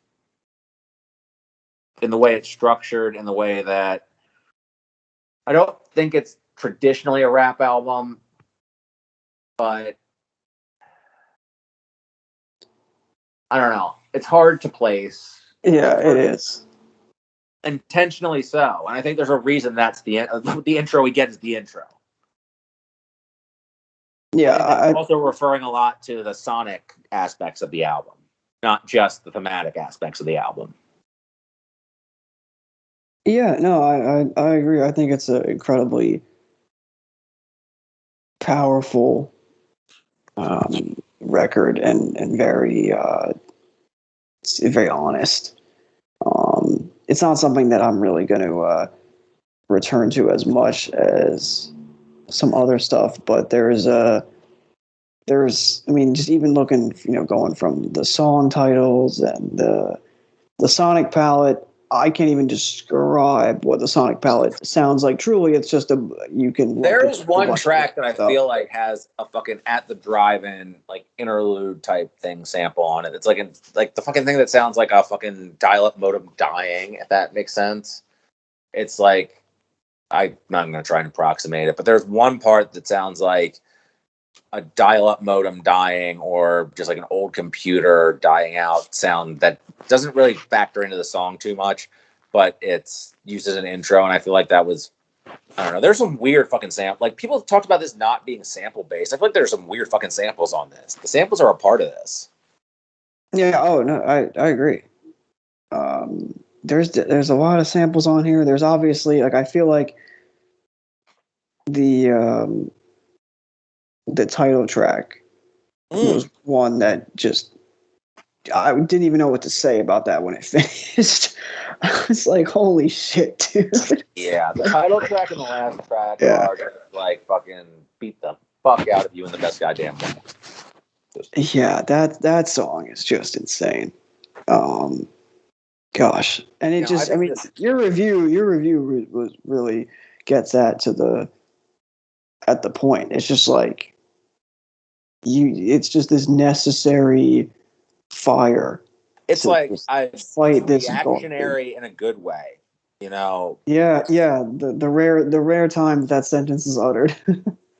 It's like progressive reactionary. It's like progressivism in a reactionary way. I don't know. Like, it's sort of, I feel like anything I say will probably make my review sound worse the more I talk about it. So, because you don't want to describe something like reactionary has been a word that's been made, like, because reactionaries have been uniformly terrible people. Right. It's saying something that's progressive and reactionary is inherently a contradiction. Yeah, like ideologically, yeah. Like progressive libertarian, like a socialist libertarian. Yeah, socialist libertarian, yeah. Yeah. So, but that's what this feels like, is just like kind of somebody who has progressive beliefs and tries to live in a progressive way, just finally reacting to being shit on for no good goddamn reason for all of eternity, just for existing, essentially. Which I just can't imagine. And that's another thing, is like making art like this, fueled via, internal turmoil or trauma. I mean, that must be. But there's also positive, like, it's not entirely, like, I mean, I said monochromatic. I just meant that a little bit sometimes with the sample sources, the overall nature of it. But there are still positive, like, there are 2 or 3 songs, like, and there are always elements of unity that break through, like trying to foster a cohesion throughout her sisterhood, brotherhood, everybody.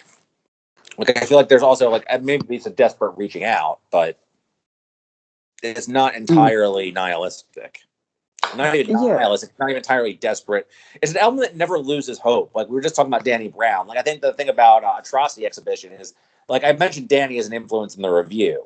And I feel like sonically, yes, and maybe even sometimes in unhinged delivery, yes, although I don't see too much in the way they rap or what they rap about, obviously. But, like, there's an element of, like, both deal in mental illness. The way Danny approaches it is 1,000 times different than the way she approaches it. Right. No, that's a fair point. Yeah, I mean, there's just a lot. There's a lot to just kind of sit with this album. It reminds me of another album from this year in terms of its sonic palette, but that's not one that I'll talk about yet. But there's one that just, like, I mean, like I said, the title track, just I played it twice because I was just like, this is nuts. Like, the first time. And the last track is, there are a few songs this year where people just rap and just, like, fucking just beat, like, and the last track on here, Burn to Ashes, is one of those. There are a few Elucid songs on Haram, which, spoiler alert, is going to be one of my best, but I mean, I don't want to spoil too much about the end, but, the episode that we did about a whole album, probably that might be up there. With spoilers. Yeah, you might want to bleep that, Wyatt, and like give people the Patreon code if they want to hear actually. But there's that, and there were obviously like Tyler on Wilshire to a point, Tyler on Massa and Manifesto to other points. There's just like moments this year where people just rap to the point where they're just like insane, high quality, just high level rapping at like peak of their powers. And I get that out of Backxwash on the last track here too, where it's just like a full comment spitting with every fucking level of vile in their body. Just like just spitting out all the poison that they've been made to ingest. No, that's and well it kind of put. feels like a release of tension after the whole album is spent building it up sonically, and I don't know. I think the last track is just as powerful as the title track. Oh, yeah, absolutely. There's not like there's no real way to like sugarcoat the album, but there is kind of the release. Yeah. At the end. And it's just when I thought the album instrumentally on the last track was kind of getting it was wearing on me. I don't know if that was intentional. I don't know if that was just maybe literally the album. It's like, okay, I see that this is getting a little bit much of the same thing. And then the last track comes in and it's searing as fuck and just the incredible rap performance on there. So yeah, one of my favorites of the year for sure. Keeps progressing as an artist. Just, I don't know if it's better than the previous album, but that was the first thing I heard from her, and that just sideswiped me. I think this is equally as good, but built in a different way. Yeah, it's definitely one of the better releases of the year. I've only listened to it twice, unfortunately, so I don't have too much of a leg on where it would be in relation to like the rest of the albums that I've lived with for a lot longer. But it's a great record.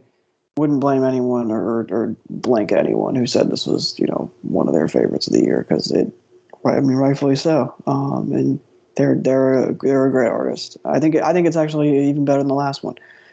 So this is a great record. I forgot to mention two things in my previous list of reading off just some of the other stuff that was great but wouldn't be super hot. It wouldn't be high up. Two things. One, 454, who's a rapper from, I want to say Florida. From Florida. They put out an awesome plug Southern hip hop fusion this year. That would be in a top 20 or whatever if I had. I listened to that tape a lot, especially FaceTime and Late Night. Shout out to the user. I forget his name, or their name rather, but they messaged me and said FaceTime was their favorite song of the year. That is a great song. And then Young Nudie put out a great album, which more at 11. Young Nudie put out a really good album. Sure, it happens every year. So it was really good. We'll get to that. Makes a good transition to something I'm sure you wanted to talk about that I think you've heard more than me. That actually drew me back to the boards after I spent a week absence that I will not talk about whatsoever on this show. But I was away from the boards for a week. But being shouted out in this album brought me back to the boards. The Life of Pierre 5 by Pierre Bourne. Yes. Shouted out alongside your friend SpongeBob. Exactly. I did not know I was that tight with Pierre, but he does bring me up. So no, Patrick, can you come out here? Was the thing? Yeah, this is in the that's an excellent transition by you there, because this was in I have a 1, and then I have a pool from 2 to 8, and we've actually arrived at that pool for me, because I don't need to talk about other. 2 to 10 really is my pool, but this is in that pool of albums, and was waiting on this one. Big Pierre fan, as we know on the show, and I think it's probably his best record. Although I wouldn't blame anyone if they said T-Lop 4 Deluxe was his best either. But yeah, this is an awesome album. It's so much fun to listen to. Once again, Pierre back at it with the transitions and a lot of the songs that we know and love. And there were some long time songs that finally dropped. This was the one that really he had been building up to for years. We finally got Switching Lanes on an album, which is cool. They even kept the grandma intro in, which is great. They just made it its own song to start the record. This is just a blast to listen to. The whole thing, super consistent. For me, it didn't even feel like an hour of music. And Practice, which is the SpongeBob Patrick thing that we referred to. Practice is a great song. I love the like whole swing my way like bit. It's really really great. Biology 101 is an awesome fucking beat. I want to live in that beat. What else? And then Groceries is super fun. And then For You, which was the original single, is one of my favorite songs of the year. One of the prettiest melodies of the year. It's probably one of my like 3 or 4 favorite songs of the year. I don't have an exact number, but it would be up there. I fucking love this album, and I'm happy that it exists. And I've played it a lot. Surprised that I'm sorry to step on your ending there. I'm surprised that you went this far and did not mention Sauce Boy 2 as like. It's a great song. Yeah. That is, I mean, Switching Lanes obviously placed up front because he doesn't want to hear Cardi and Pierre together. Right. But I feel like the first half is below 4 and the second half is above 4. Interesting. Yeah, I really. For, Biology and 42 are amazing together. It's kind of gearing up for that. YNS, I don't really remember anything about. But I've listened to the second half several times. I basically have, like, on my playlist, I have Switching Lanes and then the second half. Mm-hmm. Yeah, I think my highlights in the first half, obviously, Switching Lanes. I love Couch. I love that song. That song is... Yeah, Couch, 42, Biology is actually, like, really, there's not that much. Like, not that much. Well, the only song... bad. Those are just, like, kind of skips, more or less. They're not, like, bad songs that are, like, what the fuck was he thinking so much? Because the way, like, his songwriting has come really far, I would say, in terms of how he constructs melodies, outros. The transitions, obviously, are fucking butter on this. So... it's meant to flow at parties. It's meant to flow in your car. It's really fucking well put together. It's definitely his best album in terms of sequencing, for sure. I think the sequencing is really on point. Like his overall like instrumentals, like I think he's giving Cardi better shit. I think maybe some of the stuff on Wolf of Petrie, even though it was kind of wasted on the MC there. But like people complain about he wasted shit on Cardi. Like he's kind of worked with other dudes who are. I don't know. I was gonna say I feel like I can't think of that many Pierre beats that I would consider wasted. Obviously, those people who are saying that they're all fine though. It's like they're all fine songs. It's just again, I'm trying to think. Do you ever really want to hear your most lyrical rapper ever go over like these type of beats, like and give you bars, son, over a Pierre beat? Really? Like, no, and it wouldn't even match the tone of the beat. The beats on this are function as a nice soundscape for Pierre to craft some of his best songs and best melodies on it. Right. And that's the Shark dude, I guess, has a new album out with him. I have not listened to it yet. I think it has an awesome cover. I would assume somebody named Shark would have like a No Limit style cover. I would really hope he does. I want to look it up right now. Yeah, it's got a really, really good cover. Like if you're named Shark and you're a rapper, you really have to kind of come through on the cover. Oh yeah, I think I commented on this cover. You did. It's in there. Well, yeah, there you go.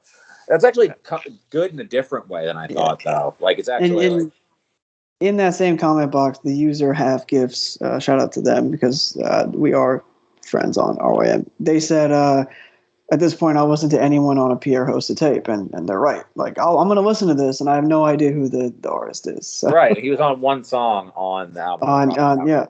One song, and so I'll listen to it, and it'll probably be perfectly fine. And like that's good. I'm sure Pierre will give him some great beats, and we'll be off. Right, Pierre is like Harry Fraud, who had another one of my favorite albums this year, working with someone would call a limited rapper, but I've never really thought he was limited, just maybe limited in his ambition, but I don't know, not really like maybe artistic ambition, but certainly not on this album, The Fraud Department, which is the album. It feels like the album Jim Jones was born to make as his like classic artistic statement, and it still has some of the shittiest hooks you will ever hear. The hooks are really matter because the rest of the album is so good.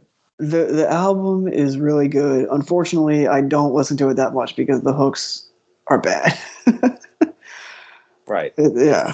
It's an album where the French Montana hook is the best hook you're going to get, and you are so grateful for that French Montana hook. I remember when a French Montana hook was something that you just like plugged your nose and was just like, well, he works with Harry Fraud. We have to deal with this. You are grateful to hear French Montana by the time he shows up here, and that's the best you're going to get for a while.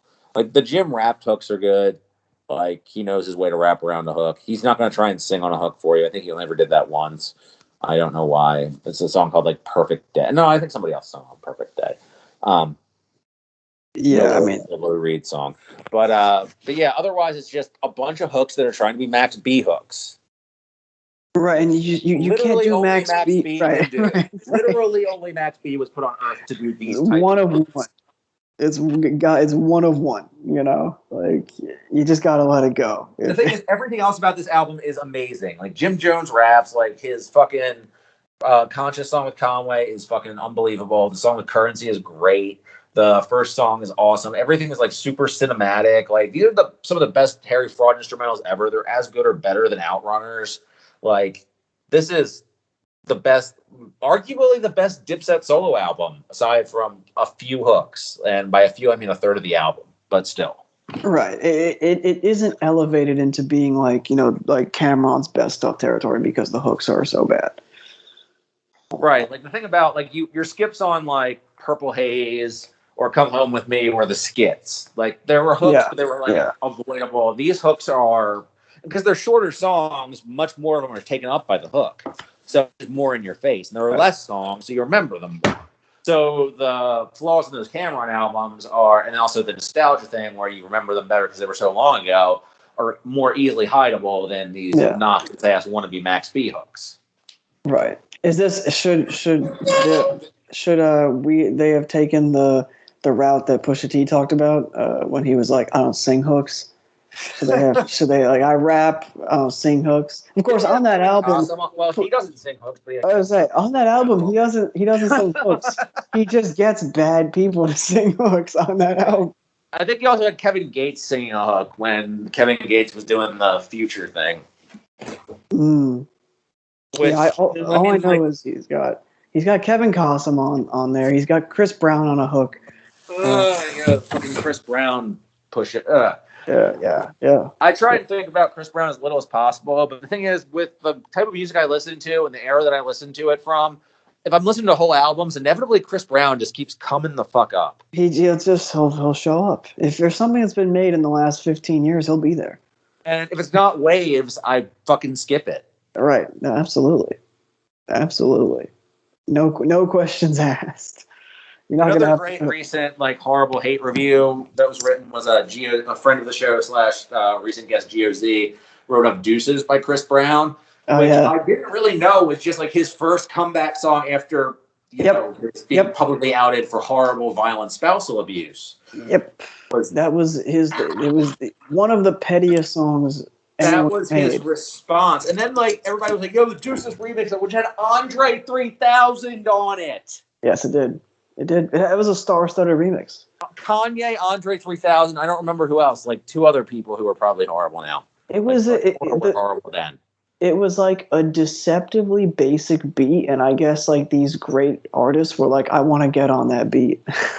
I mean, it's a great remix. It's a great Andre. It's a great verse. Yeah. I'm pretty sure Kanye's funny on it too, but that was the one where he was like. He said he said it was something about oh my gosh, I can remember the verse on the tip of my tongue, but he said something about Kanye said hold on, I'm gonna find it because I have the line that always cracks me up. Yeah, he said Jay finally got it through my head not to roll my mouth. So when you say you know who, I don't know who you talking about. But it's for a Chris Brown. God damn it. So I don't know how we got on fuck Chris Brown, but it's always fuck Chris Brown. No. Also, that was the Kanye verse where he started with, "You know what? You a bitch. You should have a travel agent because you a trip." That was the reason you should have a travel agent because you a trip. You should make your own toilet tissue. Obligatory. Was there a single Kanye musical anything this year? I don't think so.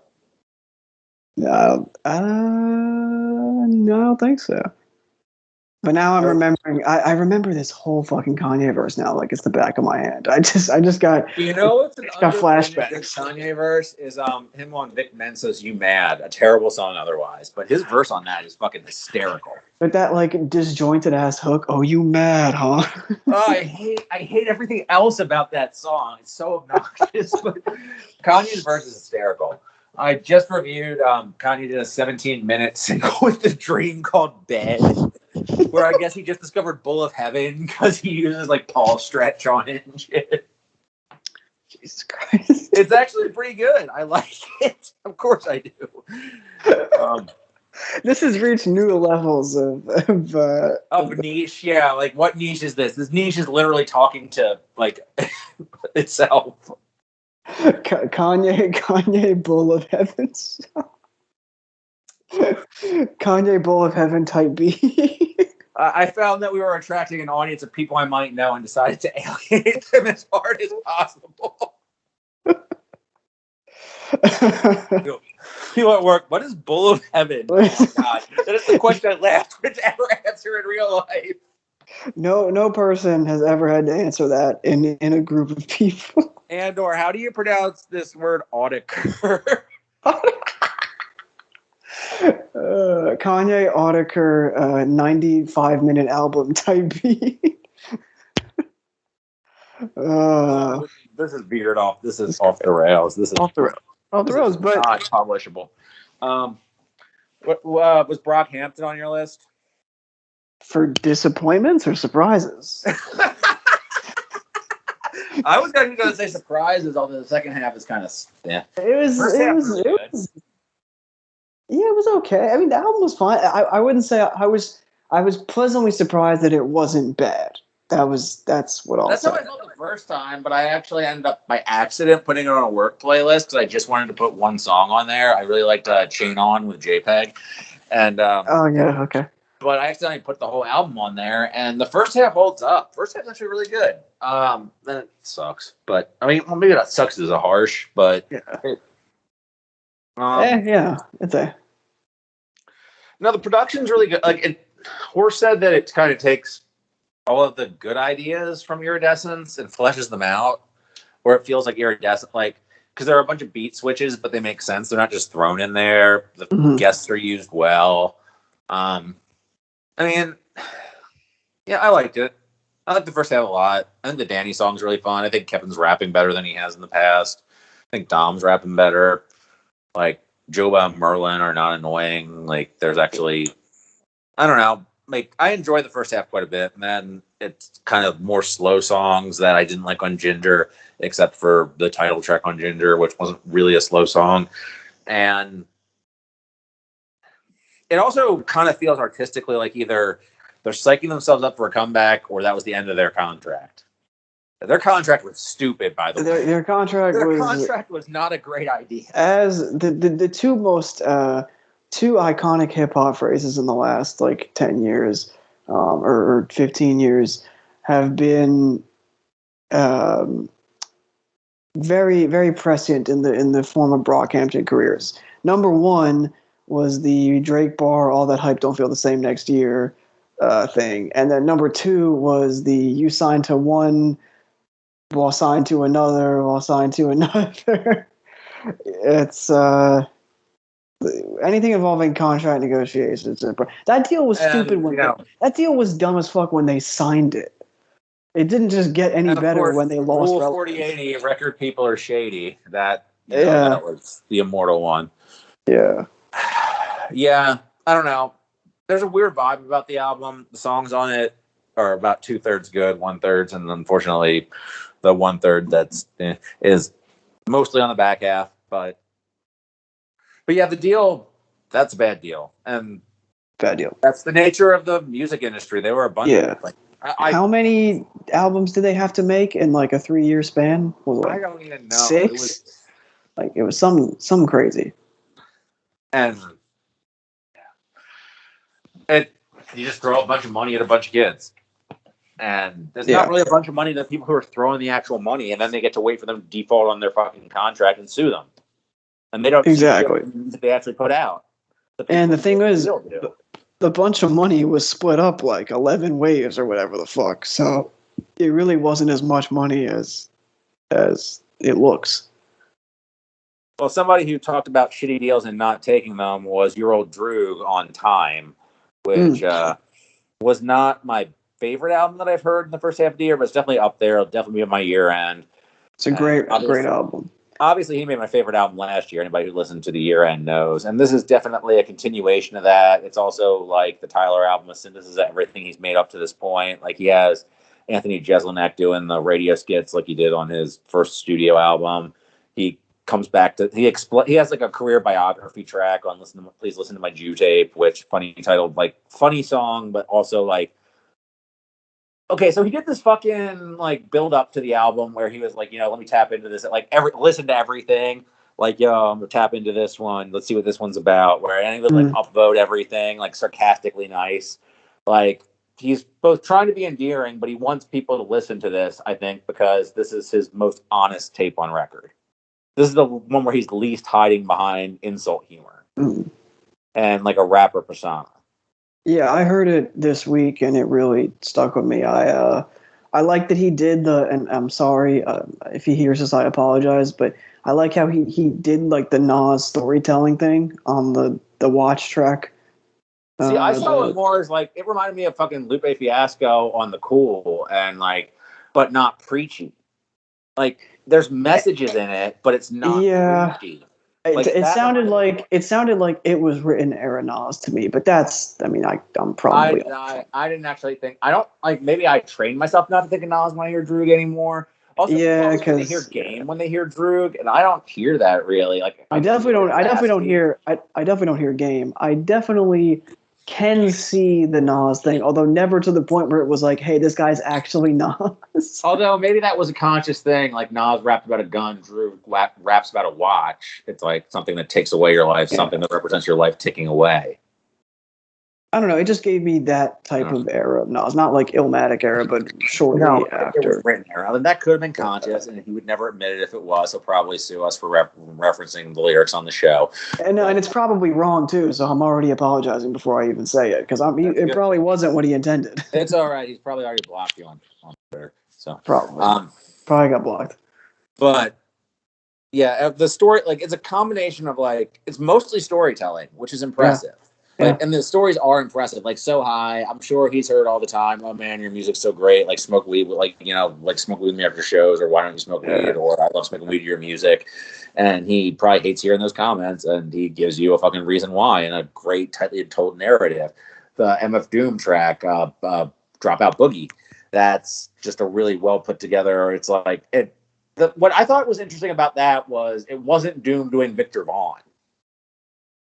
Yeah, that was Doom. Doom wasn't getting into a school kid character. Doom went back into his own memories and then commented on it as an older man about them.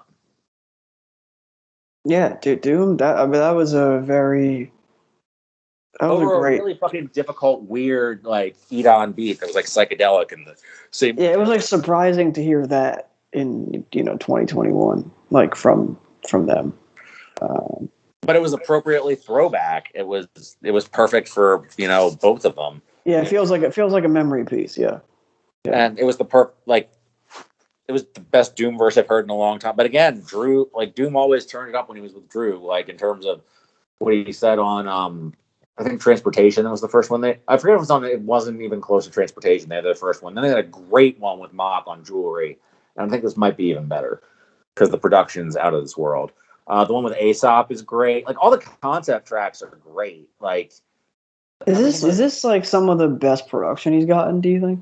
That's the thing about it that I think keeps it the production's really good, but it's more production to a point of emphasizing the rapping than it is production that is but that's only from a few listens.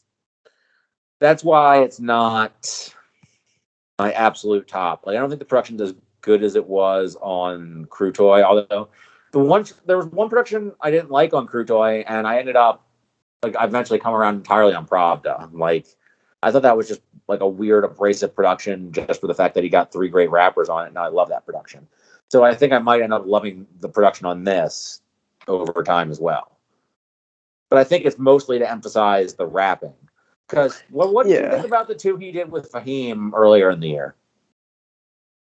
Well, I think I only heard one of them. Let me just double check to make sure that. You didn't listen to the basketball one, I'm guessing. You probably listened to Wolf on Wall Street. Oh no, I started the Wolf of Wall Street. I heard a couple songs after you guys were talking about it in Discord, and I didn't finish it, so I have not rated it. I remember listening to, because I was on the Bandcamp for it, and I remember I was listening to.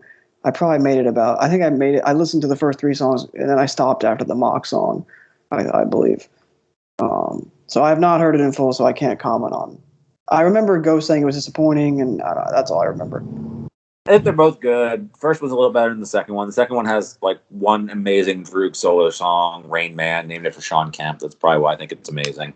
Yeah. But it's Sean also Kemp, just T-Spath on that shit. It also has a song called WNBA, which is like a woman song, which, you know, his one song on here is not bad.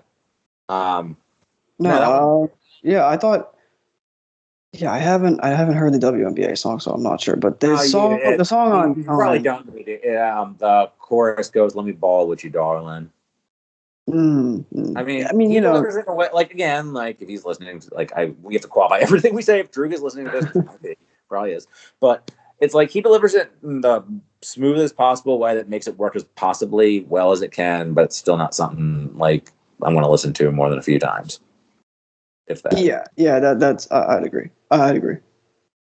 All right, so yeah, I mean, we can keep it in the New York sphere and talk about the whole Cities of Eve, Mike, Navy Blue. Like I feel like there was a bunch of stuff released in that whole lane. Sure. If you want to talk about that. Yeah, we can do that one. You know, the Mike record, I've been definitely given some spins. Yeah, that's better than his last one, I think. I like the last one a lot. It's probably even to me. I like it more than you did. I mean, I'm sorry, you liked it more than I did, but yeah. I admit that it was not bad. I just think I was maybe getting burned out on his sound.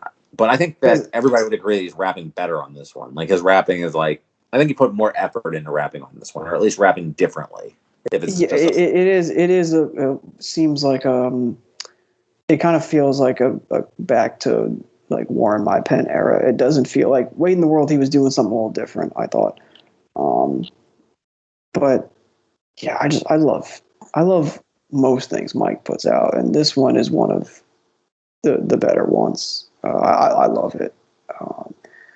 I think what was my favorite track on here? There's a couple that would come close. I mean, I think it opens really strong, like all the really like psychedelic like soul samples. Yeah, I thought the really first track kind of like sound bites. Yeah.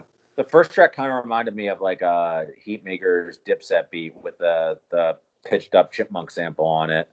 And then it kind of has like a little bit of a Mad Lib early 2000s quality to a lot of the beats. Like some of the stuff sounds like it wouldn't be out of place on like a Lord Quaz album.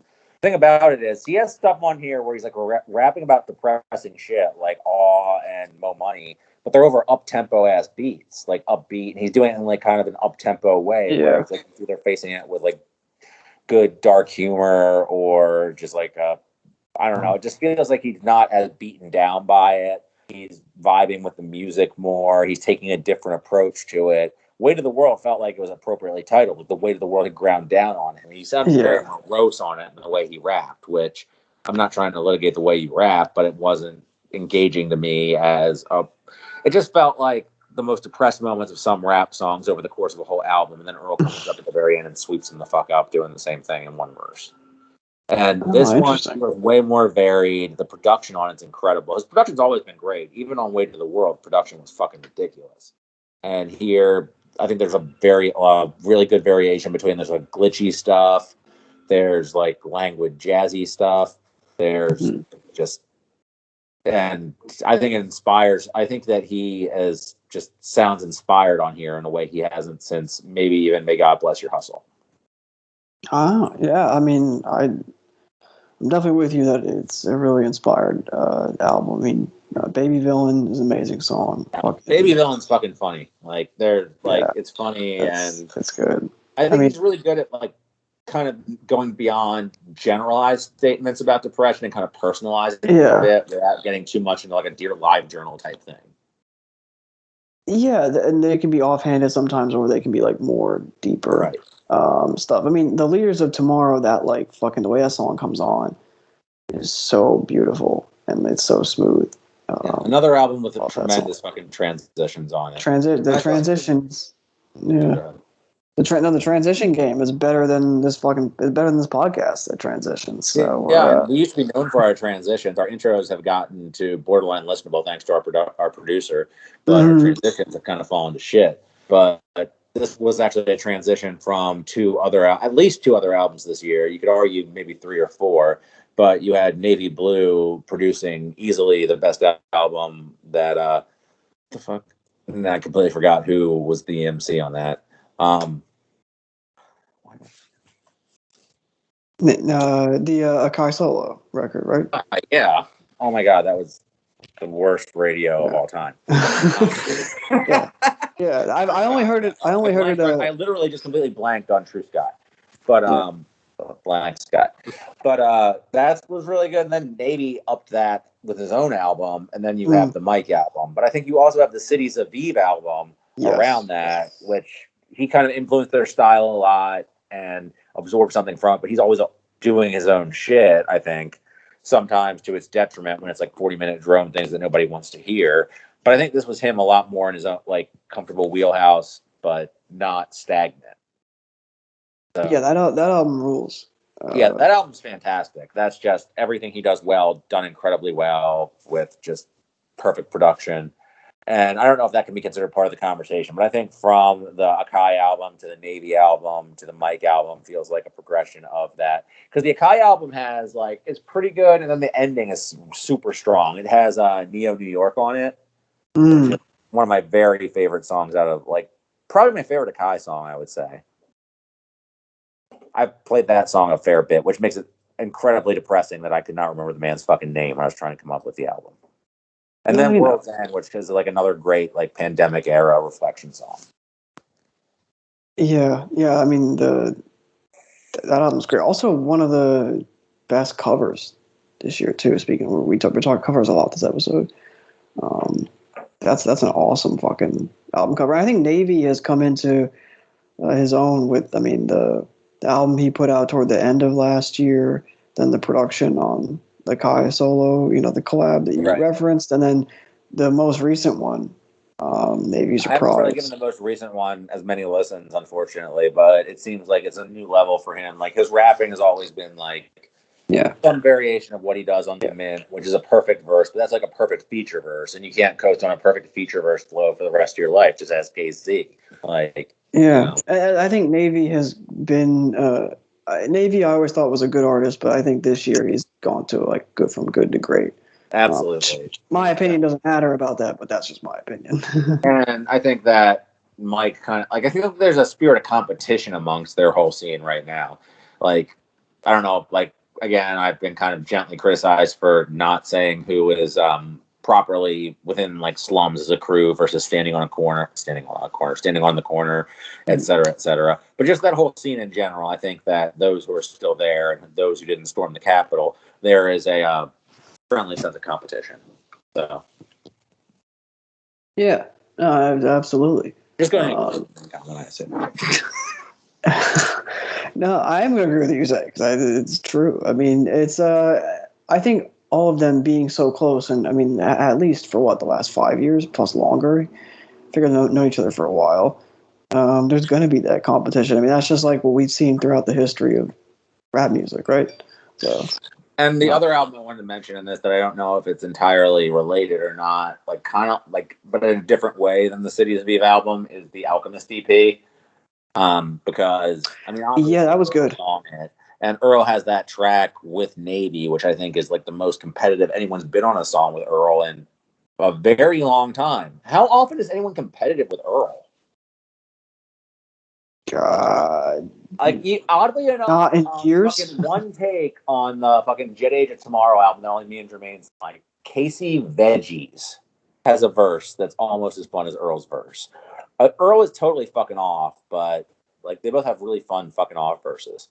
And oldie is up to taste because you have like Frank's verse is just iconic, and Tyler ties the song together really well. But Earl also raps for like 3 minutes straight about like every line that he wrote while he was in prison. Yeah. Samoan prison. Samoan like Mari prison. But like, yeah, kids out of Earl prison that they send to. Those are fucked up, by the way. Did you know Paris Hilton made a fucking documentary about that, which is both kind of interesting and probably kind of fucked up? Like, Paris Hilton made a documentary about Samoan prisons. About like those prisons that they like, out of control teen prisons, which are always in like, American like Commonwealth islands and shit, where the rules are really relaxed, where they just like house teenagers. Oh, you know what? I don't know if she made Oh, did she like say she was going to do this and never do it? That sounds like something that might. Well, I don't know. I have no knowledge of the actual doc, but I know the about the prisons a little bit. Yeah, apparently. Yeah. I don't know. I'm gonna strap in. The whole Earl situation, as we know, for more radio. the whole Earl situation, as we know, was fucked. But yeah, the oldie verse is basically every. More or less, he said he emptied out his note. There's one other verse called Stogie, or no, it's with New Stogie. I forget what it's called. I should look that up too. I'm gonna look up New Stogie. But there's two verses where Earl just like empties out his notebooks. Stony Willis, New Stogie featuring Earl Sweatshirt, where it's literally just Earl emptying out his notebook of just like all the stray punchlines he's written. And Oldie was one of those. But the way it fits together in the song, they make you wait for him for like 6 minutes. He raps for like 2. And then Tyler just walks in at the very end with like a statement about Odd Future and himself. It works perfectly. But yeah, I can't think of too many other people that have hung alongside Earl on a song. And that was constructed by Tyler to like be that way.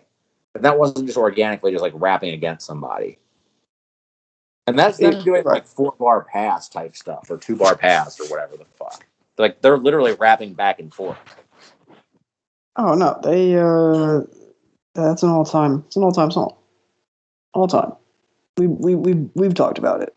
No, I meant like on the Navy Blue on the Alchemist album. They're rapping. Oh geez, I thought you were still talking about oldie. Well, never mind. Well, yeah, that was no. I changed topics to like make my point about how many times about Navy. Sorry. Oh, you know what happened is I just started zoning out because I was talking.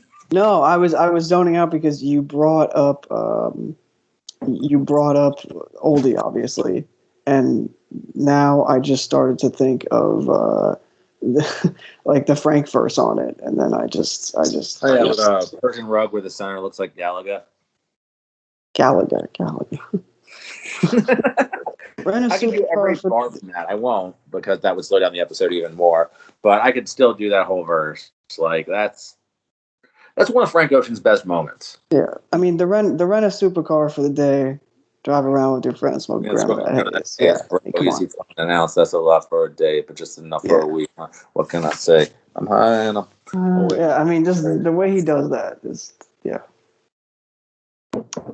Yeah, no. But yeah, that's the thing about Navy is that I think he's come so far that he'd be competent enough to actually share a verse with Earl, and he actually hangs with him on that. So yeah, that's a good point. That Mike album was that it feels like there was competition building up to it, and Mike has been built up as the guy who kind of innovated the style, so he had to show up for this album, and he absolutely did. So I was kind of losing faith. I won't say faith, but interest in what Mike was putting out, because it felt like the last one felt a little like treading water. And War on My Pen feels a little like somebody talking about their own writer's block. And that would kind of like, they're kind of circling the same topics. And I feel like if he's circling the same topics on this one, he's found more exciting ways to talk about them or at least approach them and convey them. And the instrumental, like his fucking production just keeps getting better and better. So yeah, one of the best. No question. Yeah, Navy. Yeah, and Navy. Your point about Navy and Earl. Very, very right. Good. And so I completely lost my point about the Navy and Alchemist album, which I didn't really want to talk about. It's like, so what did you think about the EP, the Navy and Alchemist EP? Really good. I only listened to it a few times, but really good. I mean, the Earl verse on, like, both the Earl tracks are awesome, and it's like most of the verses are good, but it's like one of those Alchemist EPs where you just have all the verses together, one after the other. So some of them are going to run together. Yeah, and I think it also was kind of overshadowed by the work that the Alchemist also did on another record this year. Oh yeah, but I think that but it was Did he like put out something with Boldy James? Yeah, another Boldy James album. No, what the fuck? Oh yeah, Haram. Yeah, Haram. yeah, that one. That one. Yeah, that one that we did a whole episode about. Which is also in my bucket of like the top 10 things. So I'll you know. Right. I guess what we'll do with this one is, if you've been listening to the podcast in sequence, you've heard me blather at length about this. I've listened to it again a few times since because it's a great album. I want to continue to listen to it. And I've heard one specific comment about one specific song that I want an excuse to talk about. But beyond that, I will let you give your thoughts on it because they haven't heard your thoughts yet. And I will kind of add mine, and then we'll talk about it. Sure. First thing, love the cover. I know it's divisive. I mean, especially in this household, yes, quite. Yeah, as we know. I think the also all the jazz references, big fan of that. Sir Benny Miles, awesome song. God's Feet, another one of my favorites on there. The Earl track is an incredible beat. Yeah. So what I want, that was my excuse. So I'm normally somebody averse to whatever the top voted YouTube comment is, because I'm normally somebody averse to the YouTube comments. Somebody on YouTube said that beat sounds like waking up to your alarm and finding out you can sleep in for like another 20 minutes. That is that beat. That beat is that luxury. It's just like having that fucking time pillow of another 20 minutes in bed when you need it the most. That's how that sounds. And that kind of sounds like when Billy Woods has that line about, was tired at night but didn't mind it, felt like it could relax. Yeah. Oh yeah. That's a good I like that. Yeah. I like the way you put that. It's actually a terrible feeling where you're just like, I need more time. When you think about how Billy Woods' verse ends and all the details of Billy Woods' verse, it is kind of a terrible feeling, isn't it? Terrible feeling, yeah. That song's amazing. I mean, there's a lot of themes going on about all of the Billy Woods and Elucid verses, more Billy than Elucid here, about just like, I think Elucid's verses are more about like Black pride and unity, and like than Billy's are like criticisms of like predatory capitalism and authoritarianism. I feel like that's part of the dichotomy between the two on the album, actually. Then you have Quele's verse is just, Jesus God, fuck you in the comment. I said this on now. Oh my God, still fuck all of you in the comment box that don't like the Quele verse. That's one of the best verses on the fucking album. That's one of the best verses. I was shocked. He just kept rapping and he just kept going. And the way he just takes this theme and just keeps bending it and making it work over and over. Yeah, it's like remarkable. It's not. It's like Chicharron. I'm like, okay, I know Chicharron's like fried, pig and all that stuff, and the pig rinds and whatever. And then it's like, oh, you have to kill the pig in you, and then you have to get like the whole verse is nuts. Pig food, eating masses, the animal farm, literary thread. Yeah, just like. He kind of mimics the way Woods raps, because Woods always has the literary references, but he does it in his own way. There's one other, again, I think I referenced it in the previous episode. There's one other one of his that's kind of like that, and I'm blanking on it right now because I'm just a great radio host and I have prepared notes. But the way the album seems structured is that the first half, I said that I'm not going to repeat my talking points in the previous one, but the first half is like some Woods narratives and mostly battle rapping in a clever way, and then the second half gets more specific. And Chicharrones is where it really gets more specific. If you look at the cover, you can see why. Off fucking pigs. Yeah. So, and then there's reasons why, like the Woods line about, they used to hang you, now it's get lost in the system like Chinese box. I'm butchering that line, but they come up with like modern equivalents to what was done previously. That's why there's all the old colonizer references. The also early in the album, Elucid just comes out of the gate swinging. early in the album. Second track, right? Second track where he just like goes balls the fuck out. Yeah. Yeah, that's some of the best I mean, this is a great rapper, but yeah. Like I said this in the previous episode, a direct contrast to the second track on Shrines, where he's more than the sun. He's more optimistic than he's ever been, essentially. Like, there's still elements of negativity in that song, but he's even way more persistently optimistic. This is not an optimistic album. These are not optimistic. No, absolutely not. Absolutely not. I mean, and toward the end, in those later tracks, like Teach Your Owns, like we talked about, like Wishing Bad, Falling Out the Sky, Alchemist just, I mean, the darkness on those songs is just Pepper Tree, fucking the Pepper Tree, I think starts it off too, because Pepper Tree openly, like, if you're not used to this sort of sound, is openly antagonistic. It sounds like the beat. It's like that one. It's like Stroke of Death on Supreme Clientele. It sounds like your CD is glitching if you're listening to it on a CD. It sounds like the beat has gone wrong. But it sounds like the beat has gone wrong, but what Woods is describing is like a traditional, like, indigenous, like, feast and communal gathering, but to you it sounds wrong. Yeah.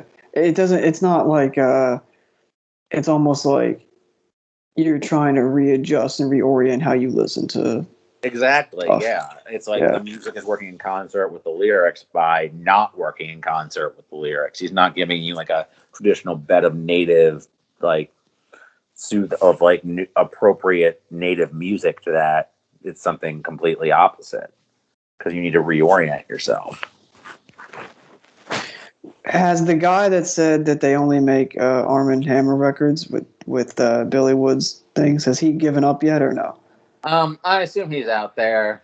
I have not looked for him. Maybe I thought. Is that Sports Dude? I don't know. I don't fucking remember what that guy's name is. That is just the weirdest. Again, he never made me a Run the Jewels without Killer Mike on it. Hey, can you make me an Outcast without Big Boy on it? Like, no one says that. Actually, I'm pretty sure people probably have. Not say Andre, not though, but those people who deserve to be excommunicated. Oh no, yeah, they deserve like firing squads. Yeah, serious consequences. But we're not going to get capital punishment for people who demand dumb things be done to rap albums. We're going to talk about rap albums. Well, we could talk about things other than rap albums. Like, we didn't mention this in surprises, but we should certainly mention it in best. Sweet Trip. Yes, thank you. This year. This is in my top 3 for sure. This is I love this album, and I think, of course, I was going to love this album, but it surprised me with even how good it was. It shouldn't have, but it's awesome.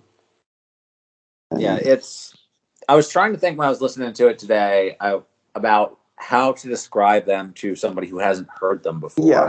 And I was thinking it was like, it's the best part of, so like Vaporwave takes 90s shit that people didn't enjoy and ironically or not recontextualizes it in a way that people are supposed to enjoy. This is like all the enjoyable parts of like 90s alternative rock and dance kind of synthesized into something whenever it comes out contemporary, into like an indie pop context, I think. It's like the best. I think this album, more than their other albums, really reminded me of like, this is the best possible like 2021 Camera Obscura album that we could have got.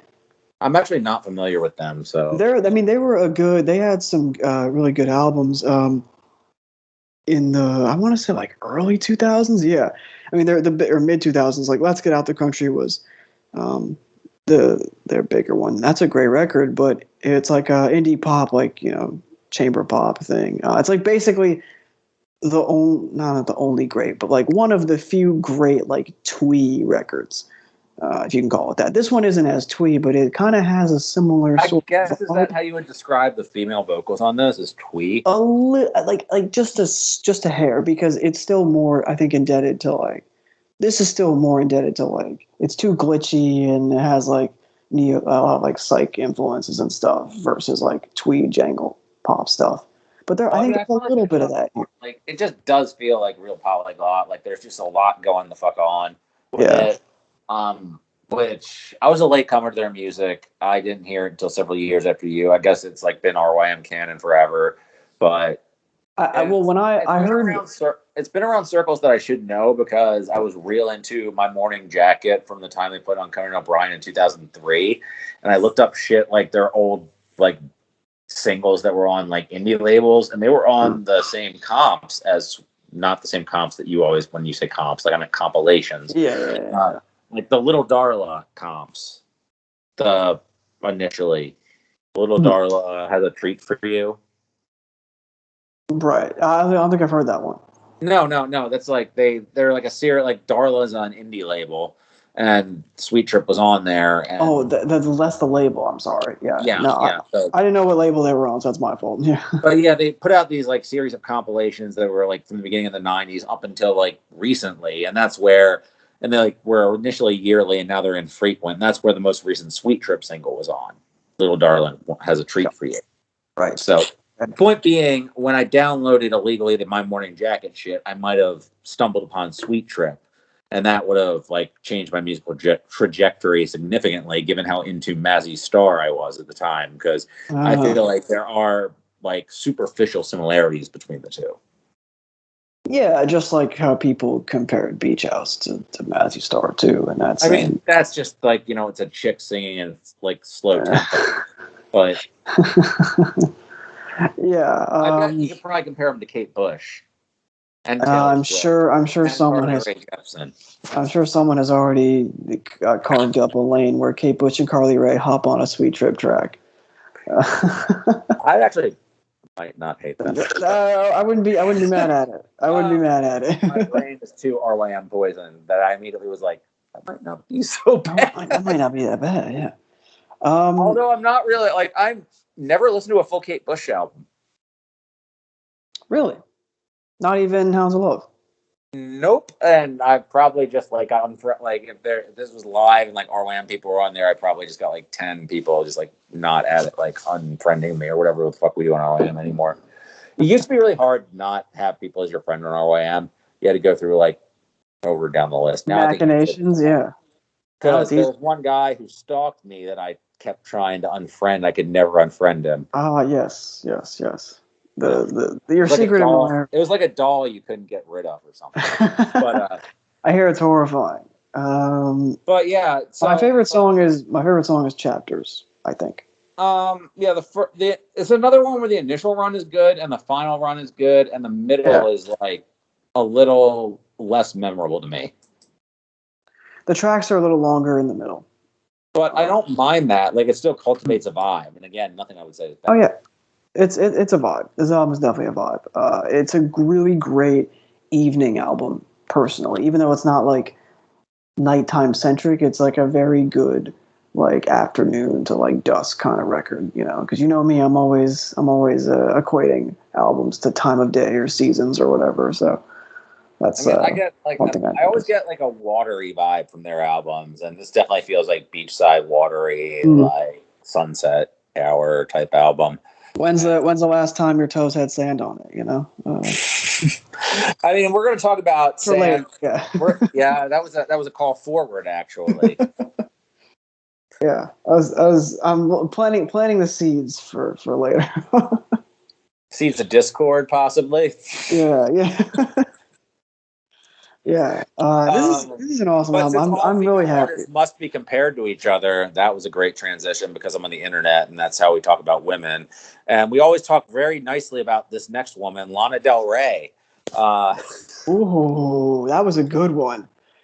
Lana Del Ray, this album's kind of sort of controversial. Yeah. I mean, the controversy around it felt either drummed up or like. If she was trying to drum it up, it was really lame, or if she wasn't trying to drum one up, it was theme of fucking Americana and lame people drummed up a controversy out of it that was really lame. I can't decide which it was. I don't know. I think the album. I do know I really like the album. I think the album's great. I think I'm a little lower on it than you. I like the album. I haven't returned to it much, but I did. I returned to about half the songs, and the half the songs I don't think are bad. I just don't care for them, in terms of repeat value. Sure, yeah. Which is as it happens untrue of Norman fucking Rockwell, although I think those songs were of uniformly higher quality. But I don't think this is music to be murdered by B-sides for Lana Del Ray. I don't think this is her dumping her colostomy bag of music she shit out in the spare time. But you weren't trapped in the car listening to this? I was not, no. This was not Shaggy 2 Dope, my baby mama sucks or whatever.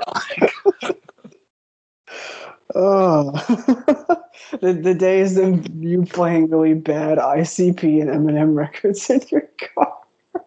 That wasn't even that Eminem record. That hadn't come out at that time. But that was two separate occasions. Two separate occasions, yeah.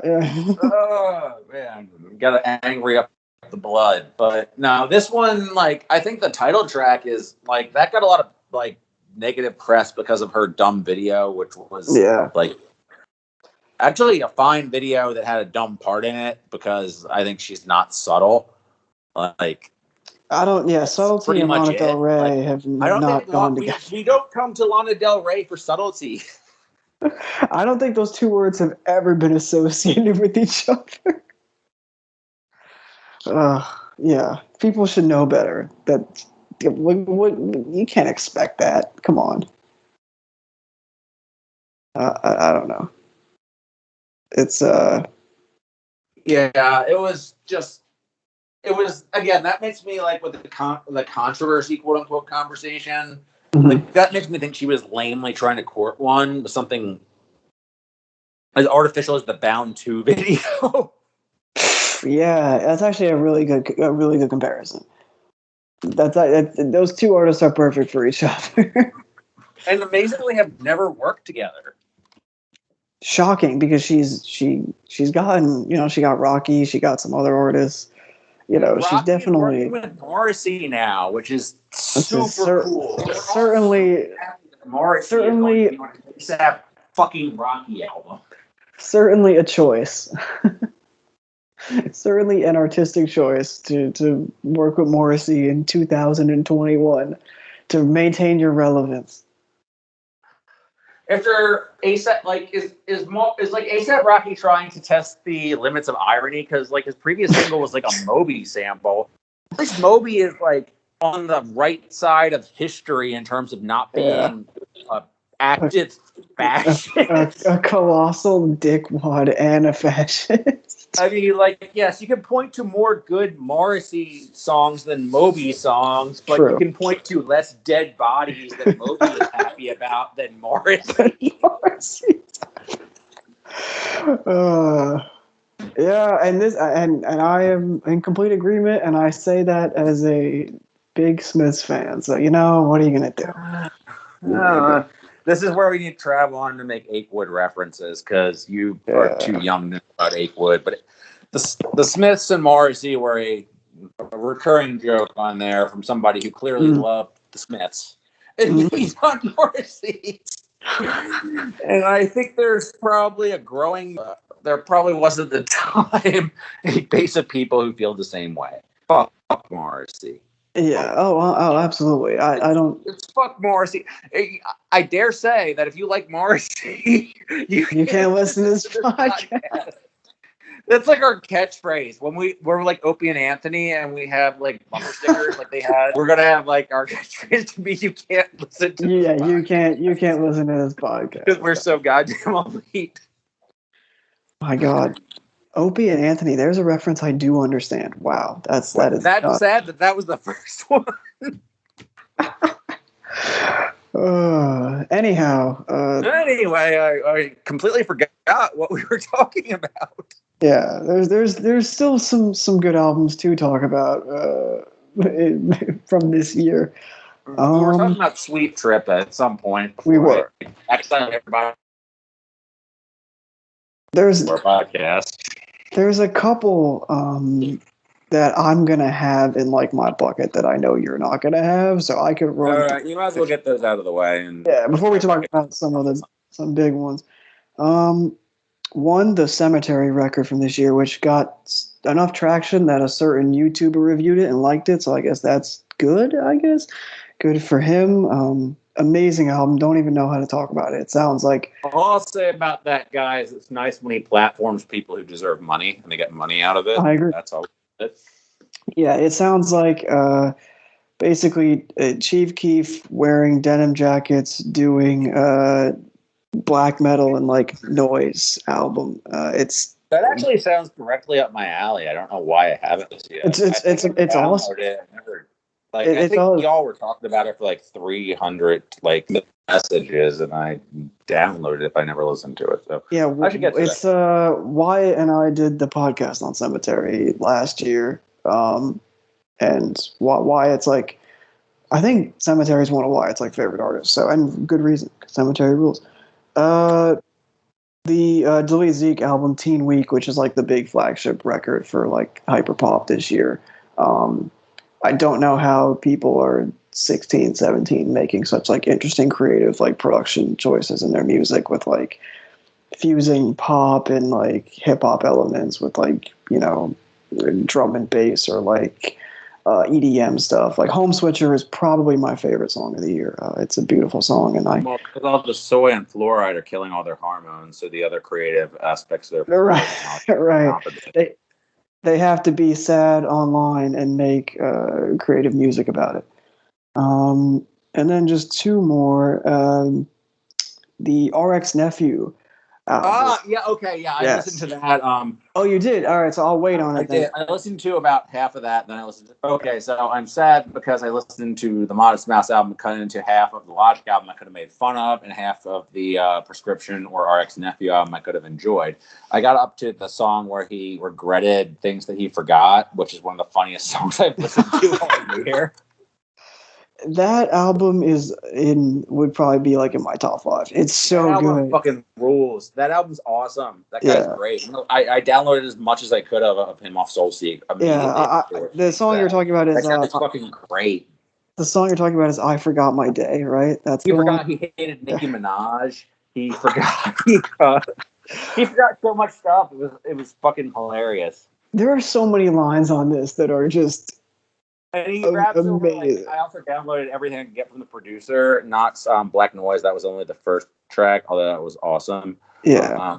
Color Plus. I downloaded like 5 Color Plus things. The production on it. Plus, all your beats were awesome. And this was another situation like Backxwash or Wiki, where it's not the type of shit you would expect somebody to be able to just kill every beat. But he kills it in a way like somebody I'm going to talk about next, good transition, Vic Spencer, where it's just like he's funny. He's fucking funny. Hilarious. And before I get to RXK Nephew, I just want to say my last one that I was putting out was both Yeet albums this year, which I've been coming to grips over the last. The guy's name is Yeet. I know. That's what I put this in my log. I've come to grips with the fact, and I believe it's pronounced that way. I asked somebody, and they say it's pronounced that way. But I have come to grips with the fact that one of my favorite rappers right now, his name's pronounced Yeet. So, I mean, he's great. He's really talented. But it's I sound like such an old asshole right now. But it's great stuff. I sound like the oldest man on earth. Great stuff. And he also raps over cool, like, sometimes unorthodox beats. So, yeah. But RXK Nephew is amazing. The whole art, like him and RX Poppy, like the whole. I mean, I can't believe, where's this been? Have you guys been telling me about this? Something? Because that Slitherman activated. This is fucking amazing. Incredible. One of my favorite albums. Yeah, and their back catalog, especially RXK Nephew, his back catalog is expansive and has tons of good stuff. And I haven't even listened to like half of it. Because there's a lot of mix that he put out. I found like 5 things, and there's like 20 on RYM, which is 60 in the real world because RYM never catches everything. Yeah, I've only listened to like probably 6 of his projects. And they all have like hilarious titles, like Chris Crack. Oh yeah, Chris Crack put out some good shit this year. It is kind of reminiscent to Chris Crack. That's a good. It is kind of reminiscent to Chris Crack. Also, all the lines on the songs here. I mean, Dark Noise is incredible. Squabble is amazing. My favorite song, I think, which you haven't heard yet, is Early Age Death, which is it starts. It's such a the beat. I can't even describe the beat. It's like one of the hardest beats I've heard this year, and it builds and builds and builds. It's like a 5-minute song. It builds and builds and builds and builds. And when you get to the last 2 minutes, he's just spazzing the fuck out over this beat, and all of the lines are like non sequiturs, but yet they all fit with each other. And he just builds and builds and builds until like this is the first thing I want to listen to. After he's like almost like he's absolutely. like almost. It's not like he's very close to like almost screaming at the end of it because he's just going and going and going, and the beat is so dark and ominous and nocturnal, and it's like, I mean, shout out to the ODB, as you can see, for their review, because they were talking about it kind of takes like the Flint Detroit flow and like it runs off with it to like insane levels, and it is kind of like that where it takes this like style, but it does something way different with it. Yeah, I got a Danny Zalooper's Bruiser Wolf vibe off this. Like again, I said in the thread, they need to work with the Bruiser stat, but it's not biting and it's different. It's unique. I can't actually think of a. It's hard to pin down. It's so many different things. That's the best compliment I can give. I can't think of a direct one-to-one reference point for this shit and the beats or anything. It's that good, that unique. Yeah, I loved every second I listened to this. It was funny, it was engaging, it was hooky, it was fucking perfect.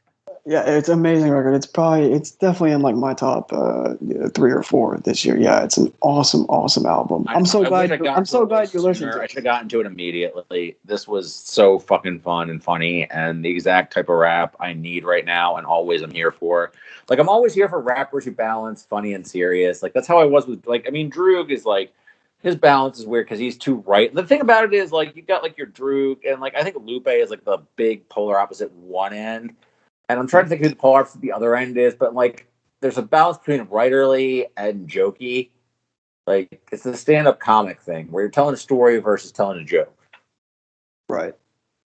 Right. No, Like you have like Ludacris, Redman, like maybe Meth. Meth is more just like a rapper. But it's like some rappers construct things like you're telling a story. You have like, and Lupe has all these like literary allusions and like listen to it a second, third, fourth time, which is great in some contexts.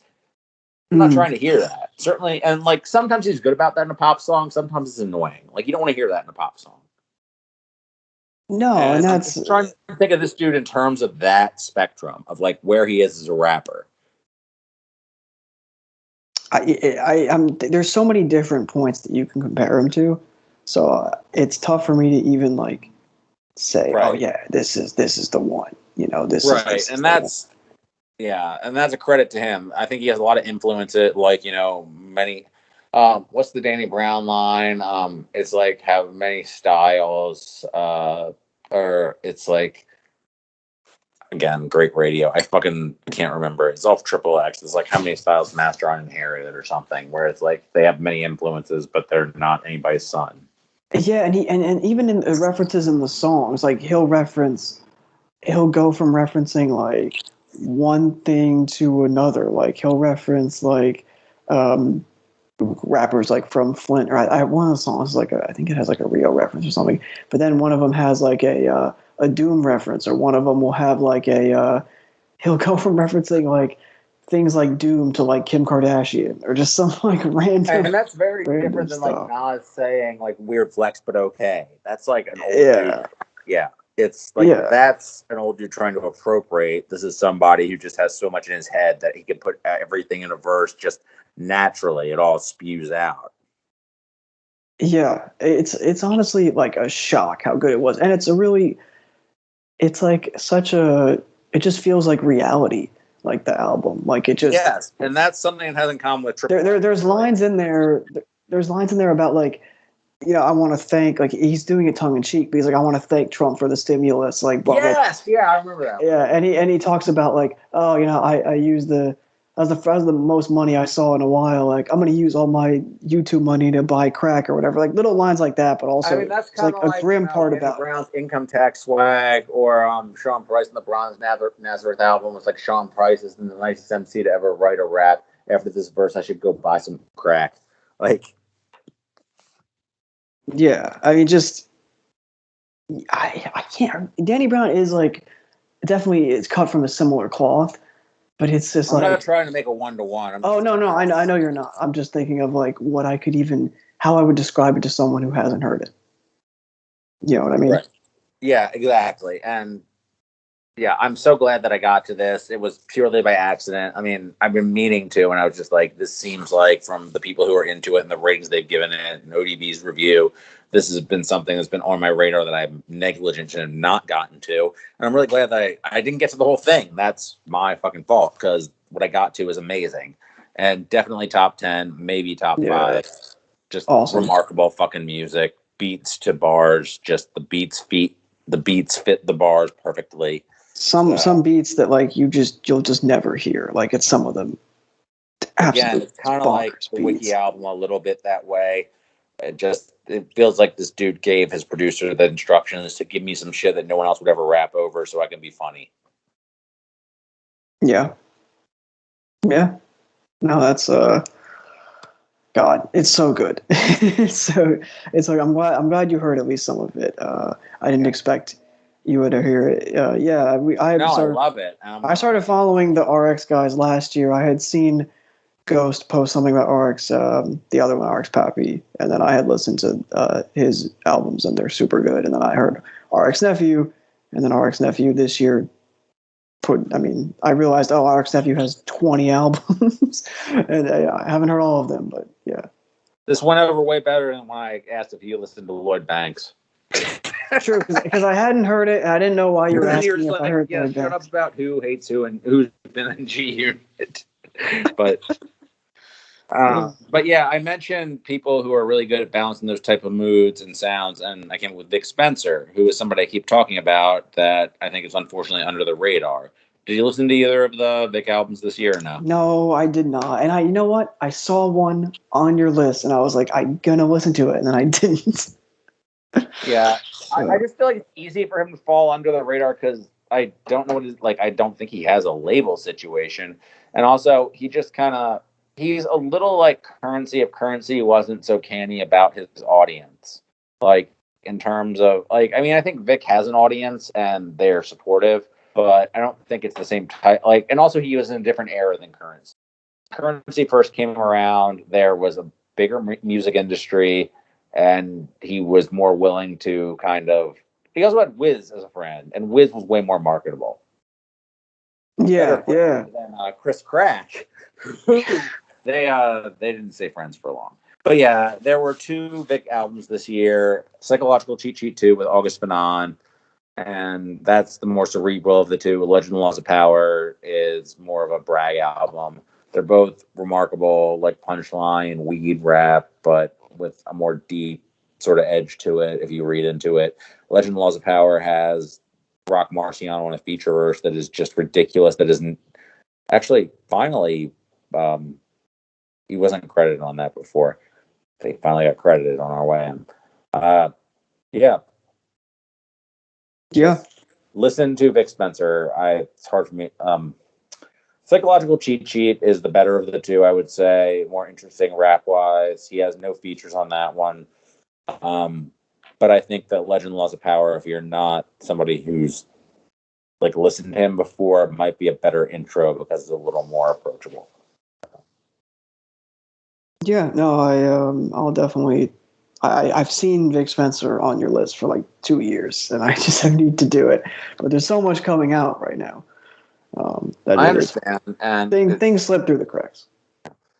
So I just feel like has a lot of universal appeal and deserves a bigger audience, and I'm going to keep doing what I can to signal boost. But hard to have discussions when other people don't listen. Anyway. Yeah, some of us don't deserve rights. That would be me.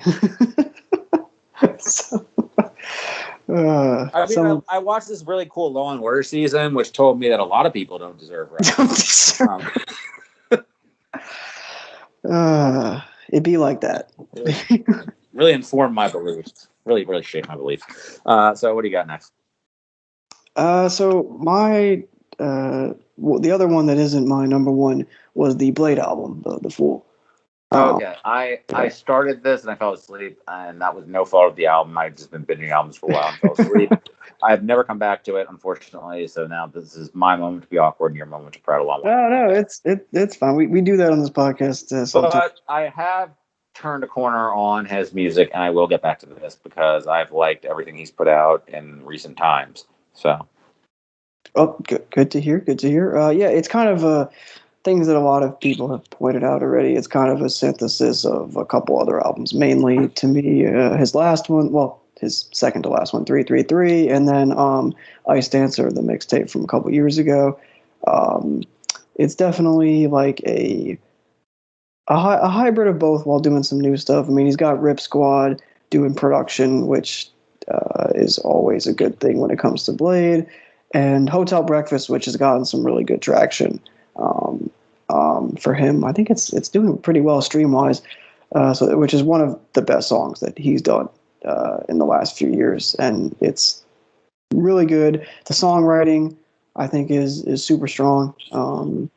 Really happy that Blade is catching on with people that weren't necessarily aware of the drain. I mean, not that I was like an OG drainer per se, but even just in the last like year or so, people have really jumped on with Blade. And I think it's cool that an artist this like idiosyncratic is gaining popularity. So happy for him. Great album. What are some other my favorite tracks on there? So I'm looking at some other. Trying to support Blade. Some motherfuckers are always trying to ski uphill. Yeah. You know, I will say there's a really cool video that he just dropped for the song I Think, which is a great song and one of the best on the album. I would definitely listen to that. Thai Boy has a great feature. It's the only feature on the tape. And Sophia's review of this is really good. Shout out to Sophia Phantom. We'll get to Gucci whatever month, insert month here, whenever we get to it. We are Sophia fans on this podcast. We are straight up Sophia fans. Check out her single if it's still on SoundCloud. Wyatt will maybe put a link in. Sometimes Wyatt puts links in when I yell about these. Sometimes he doesn't. Yeah, I actually tried to listen to the most recent Gucci stuff, and I never got to it in my queue, which shows where Gucci lies on the priority list these days. Yeah. You hate to see it, but he just hasn't done fucking anything worth hearing in so long, man. It's unfortunate. Like, I'm sure all the shit's fine. I'm sure it's fine. Like, I'm sure there's nothing on there that's gonna be like, oh man, Gucci like fell the fuck off. Why is he rapping like that? But I'm sure it's just like in one ear out the other. Yeah, it's just like a Gucci Mane record, you know. Like it's like he's literally just doing this like he's punching the clock. Yeah. I think he's more focused on putting people on, I think. I mean, which is admirable. Yeah. Oh, and that's kind of what he's done historically. True. So they got very mad when they're not grateful. He also had that versus this year where he just demolished Jeezy. So. Yeah, that was that some of the shit he played in front of Jeezy was certainly a choice. Choices were made. Did he play real in front of Jeezy too, or not? Or did he just play his own shit where he? Oh God, I wish he played. I don't know. I don't think so. But he played where he told him to dig up his friend and tell him that yes, his friend that he was alleged to have a shot. He did do that. If he played real, Jeezy might have just walked out. I don't know if Jeezy didn't walk out after Truth. I don't know. Yeah, that's on the fucking grave digger. Good God, man. Gucci's like, that's the thing about Gucci is like he can have like he's on like 5 years coasting now, and just what he's done, who he's influenced, he's like Snoop pretty much. Yeah, he's always gonna be in the consciousness, and eventually he'll drop a verse where he'll do a good drank where it's just like, oh, he can still do that because I'm sure he could whenever he wants. And that's the thing. That's what I anticipate that coming soon. At some point. I'm assuming I know what your number one is, so I'll say mine first. I guess real quick, if we're going. Oh, sure. Yeah, go for it. I just want to shout out to Roy Ferrara's Bobson's Cafe, which came out at the beginning of the year, and I think is a really underrated, overlooked record that people wanted another Purple Moonlight Pages, and it's not that. It's a really worthy record that has really good rapping on it. and really beautiful instrumentals. I feel like I have to defend this album a lot, and I don't know. And Kenny Siegel put out a great instrumental album this year that had a super. I don't know. Like, I feel like Ruby Yacht's getting kind of a raw deal. Like, I was talking about Cruz doing good shit this year. Ruby Yacht's done great shit this year. Pink Pound came out too. So this album's great. I think it's like, I feel like a recurring theme has been people wanting to break out of the doldrums, whether or not they've been working or not, quote unquote, working, capitalist society, whatever, from COVID pandemic shackles, hell world. And this was like, came out on the first of the year and told you to wake up and smell the muffins. And it was in a very antiquated it was like the reference point was the first Black Beat poet. It was another like Black culture reclamation project, just like Negro. And I think it deserves a lot more attention, a lot more of a fair appraisal than it's gotten. So it's not going to be in my top 5, maybe my top 10. Outstanding album, just as good as anything Miles ever done, Rory's ever done. So Bobson's Cafe, fucking wake up and smell the muffins. Yeah, no, I remember hearing it and thinking it was good. I have not returned to it, unfortunately. The Guided by Voices album, the band I'm seeing. Yes, band you're seeing. Yes. Yeah, the band I'm seeing live, because apparently Bob Pollard wants to go to Lancaster. I'm sure they promised him a lot of free alcohol. Yeah, he's playing in a bar in Lancaster. I don't know why, but I'm going to see Guided by Voices.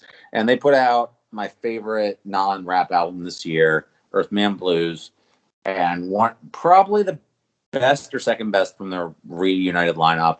I won't babble about this because I know Caleb hasn't heard it, and this is not the audience for it, but I like Guided by Voices and the sounds. Guided by Voices, and you're going to see them, which is awesome. Like, seriously, yeah. That's incredibly excited for that. And this album is wonderful. If you're into what Bob Pollard does, this is the best he's done it in quite a while, and I highly recommend it. And I will not go into boring detail. We're very happy for Patrick that he gets to see Guided by Voices. Unironically, this is a W, a big W.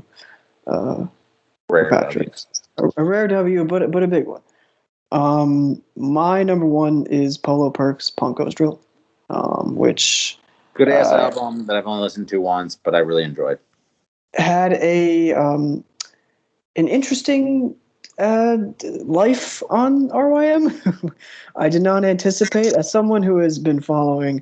I started following Surf Gang probably about like a little over a year ago, and I did not anticipate Polo Perks to get like a buzz after an album a little bit.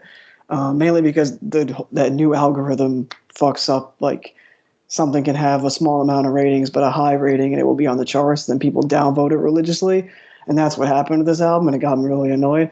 So, but by the way, anybody who does that, get a fucking life. Just get better hobbies. Like that, even the half second that takes out of your life to do that could be better spent doing literally anything else. Continue. It's just like, what are you doing? Like, what? I don't know, but this album, shout out to all of my mutuals who also followed similar things as me on the site that were in there day one. If you go back and look at the comments, and we were all hyped about this day one, and then about like a week later, the charts got to it, and we're like, what the fuck? But yeah, these beats, I said it in the comment box months ago, these beats since the day it came out have had like a permanent hold in my brain. The samples are nuts. I mean, the most obvious one is like the Mr. Brightside sample. It's pretty overt, but it's still a good choice. Still a great song. One of my favorite songs of the year, Not Another Teen Movie, which has that Rhyme with Orange sample, which is incredible how they do that. And it's just like an awesome fusion of like drill stuff, East Coast stuff. It's if you listen to like the Moh Baretta tape that came out after this, it's similar to that as well. Both in Surf Gang, so it makes sense. And Evil Gianni is the producer of the year. I'm so happy that like it seems like he's kind of getting notoriety now. Like I think Drake follows him, which is interesting because that shows Drake is still tapping in with underground music. But Yeah, Evil He's Junk. tapping his fangs, and I mean, hopefully he Yeah, we'll see. before he steals all of his fucking good ideas. We'll see. We'll see if the leeches come out over in OVO. But I mean, they need the leeches to cure 40. Never mind. yeah. Anyway, it's basically like this album is the best possible version of like taking a bunch of like alt rock era tracks and you flip them into like drill beats that bang hard as fuck with like a really good rapper over them with really good hooks and awesome production tags. And like that is enough for me to just play the shit out of this. It's only like 20 minutes long. It has lived in my car since the day it came out. I played it like nonstop for 2 months when it came out. And that's kind of what like an album of the year is supposed to do, I guess. So far, my favorite album of the year. All right. My favorite album of the year that I didn't devote an episode of the show to, tied for album of the year, the one that floored me the most when I initially listened to it was Pray for Haiti by Mach Hommy. Yes. And I hope this does not, invite a deluge of bullshit about anything, but I think that I have a pretty solid grasp on where Mach Hommy's career has been. And it started in like trying to break into the industry with his own unique perspective and failing because the industry is run by capitalist assholes and just trying to find an outside avenue and thinking he had that with Griselda and falling out with those people and just forging his own path for nearly a decade afterwards. And everybody heard that Griselda album and it was amazing. And it was just like, we can't get any more of this because these people fell out. Like HBO was incredible, but there was never going to be any more of that. Now we have that sequel to HBO with Mach Hommy having 10 years of practice. Yeah. It's amazing. And a lot of scores to settle, apparently, because the first half of this album is just him throwing fucking shade after shot. And he doesn't need to say a single name because he's one of the best fucking writers. Like, he's Billy Woods level. There's a reason that Armand Hammer put him on before anybody knew who he was. Like, he's a next level writer, and he doesn't have to say a name for you to know who he's talking about. And Stellar Ray Theory was the first fucking single. Oh my God! Put this 38 in your mouth and spit your magnum opus. Jesus Christ! that is the fucking bar of the year. And I just want to say, and the fucking Capital Steez line. Oh my God, dude! That beat's amazing. That beat is his flow on the first song. Just the way he comes into that. And this is one of my favorite Mach projects. I mean, it's probably my. I don't want to say favorite. I love Duela too. It's hard for me to pick with him. It's just every time, like, I've gone such a journey with Mach as an artist because at first I wondered why so many artists I respected were putting this guy on. I'm like, I hear interesting things in what he's saying. I don't know why he's saying it this way. To, this is cool. I like the way he's doing this. To, why is this Fahim guy always there? Why is he always pronouncing words and rapping in this way? To, I'm like, oh man, I can't wait for the next dollar menu. To just like being hooked on all this shit and just unbelievable. Just the way he did this. He has like he flips you like crypto. I don't know what else he flips you like on this album, but he flips you like crypto. It's like crypto, yeah. There's if you will allow me to get on my soapbox really quickly, there is an episode that maybe some of you found us from, which is the most popular episode, and I'm really grateful that it has like the Roots episode with me and GOZ, right? Yeah, the episode that we talked about this artist, Mach Hommy, and it has a ton of views, and we're very happy that people found us from it. Me personally, I would just like to say that, there was some great feedback and some not so great feedback, and I am, right or wrong, going to pin a lot of the not so great feedback on myself because Patrick and Aaron killed it. They did an amazing job, and I was out of place on that, and I didn't really know enough of what I was talking about. I will say, so blame me for that. My fault. Don't blame them. Great episode regardless. With regards to this album, I do feel like I know more what I'm talking about because I've listened to it a fucking lot, and it's a great record. And I feel like I have a better appreciation for Mach now.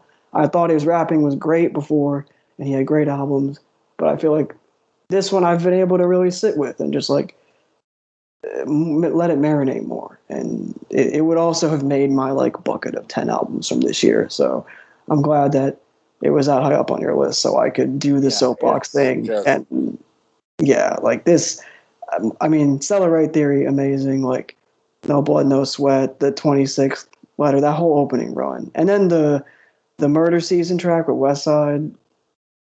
I think having Westside, like these are also some great Westside verses too. Some great Westside, better than anything Westside did else this year, for sure.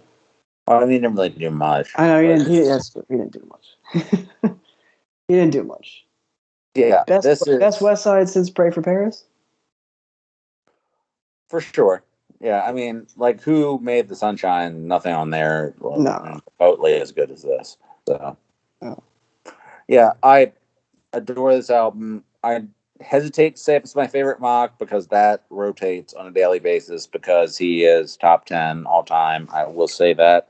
And, you know, there are certain subset of our fan base that will listen to this, fast forward to the part of the Wyatt hashtag, pray for Haiti, and then pray that we die because we tried to, I don't know. No, I said I wasn't going to do this, and then I did it. Whatever. No. Pray for Haiti and Haram are tied for my number one for the year, and Listen to Guided by Voices, even though anybody who listened to this point probably does not listen to music with a guitarist in it. So, well, Rock is dead, Patrick. Rock is dead. Yeah, the Mach album is awesome stuff. Like it's one of my favorites from him. It could end up eventually in time being my favorite, but it's definitely one of them. I adore the beats. I think his rapping is as good as it's ever been. The song structures, the way it's sequenced. I've listened to it a lot this week actually. Because thank you, Mach, for making it accessible, putting it on a lot of streaming services. Like, no, I appreciate that. I really do. And it allows me to listen to it in the car and like really get a good feel for the album. So some of his other work, he's making fun of the rare art, you know. I know I'm not making fun of the rare art. I promise you I'm not. I agree that I am saying openly that the criticism we received from that episode, the valid points of it, pin that on me because I wasn't prepared. That's my fault. And Patrick and Aaron did a great job talking about an artist they love. When it comes to this album, I fucking love this album. Yeah. So that's for a final thought on the episode. I'm going to throw you as our good friend of the show, Vince Russo, with a swerve, a curveball. One artist, and it can't be Kanye West, drops an album at the end of the year. If you want. One artist that can't be Kanye West drops that I want. Frank Ocean's a cop-out. Because we both picked Frank Ocean. I think it's a cop-out. Let me think. It can't be Kanye. I don't even know if I'd want it to be Kanye. I would really... good point. Yeah. I would like not that I need it, but anytime like Freddie drops something, I'm going to be all over that. So that's just an artist off the top of my head that I can think of. I'm interested in seeing what comes out if we're going to get like another maybe more stuff from Black Cray this year. He's been pretty quiet, and for someone that made 3 albums last year and only released one, I mean, are we going to get a Charlie record or are we not? Interested in that as well. You stole my answer. It was going to be Charlie. Gotcha. I got him. It was actually Charlie, and I was kind of kicking around Kendrick just to see what it is because I can't think that he had the initial idea that he had. It has been from him, and I feel like it's been a long time. Drops is going to just drop at once, no single. I agree because he's one of like the 5 artists in the world that can do that. And still, I think you're right that we shouldn't really want a Kanye album right now.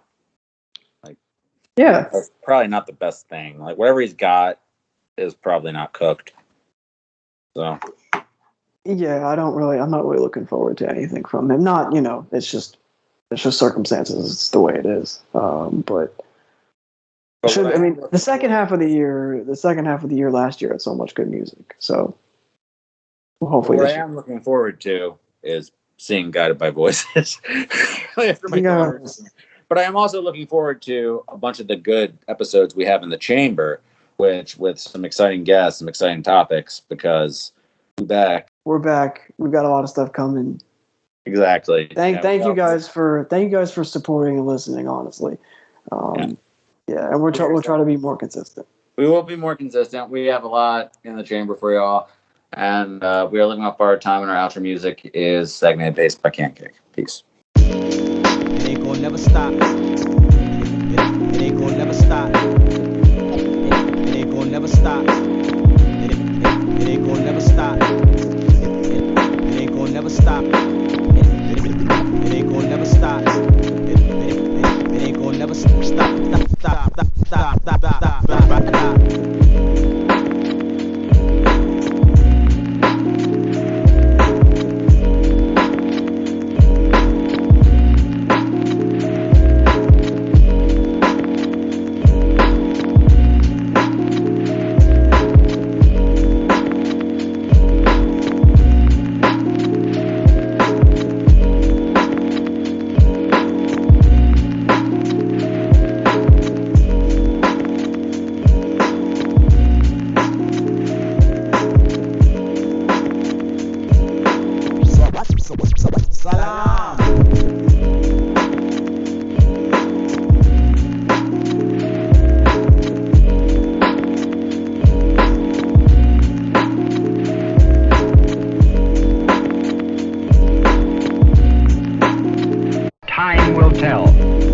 Time is yet to be conquered by man.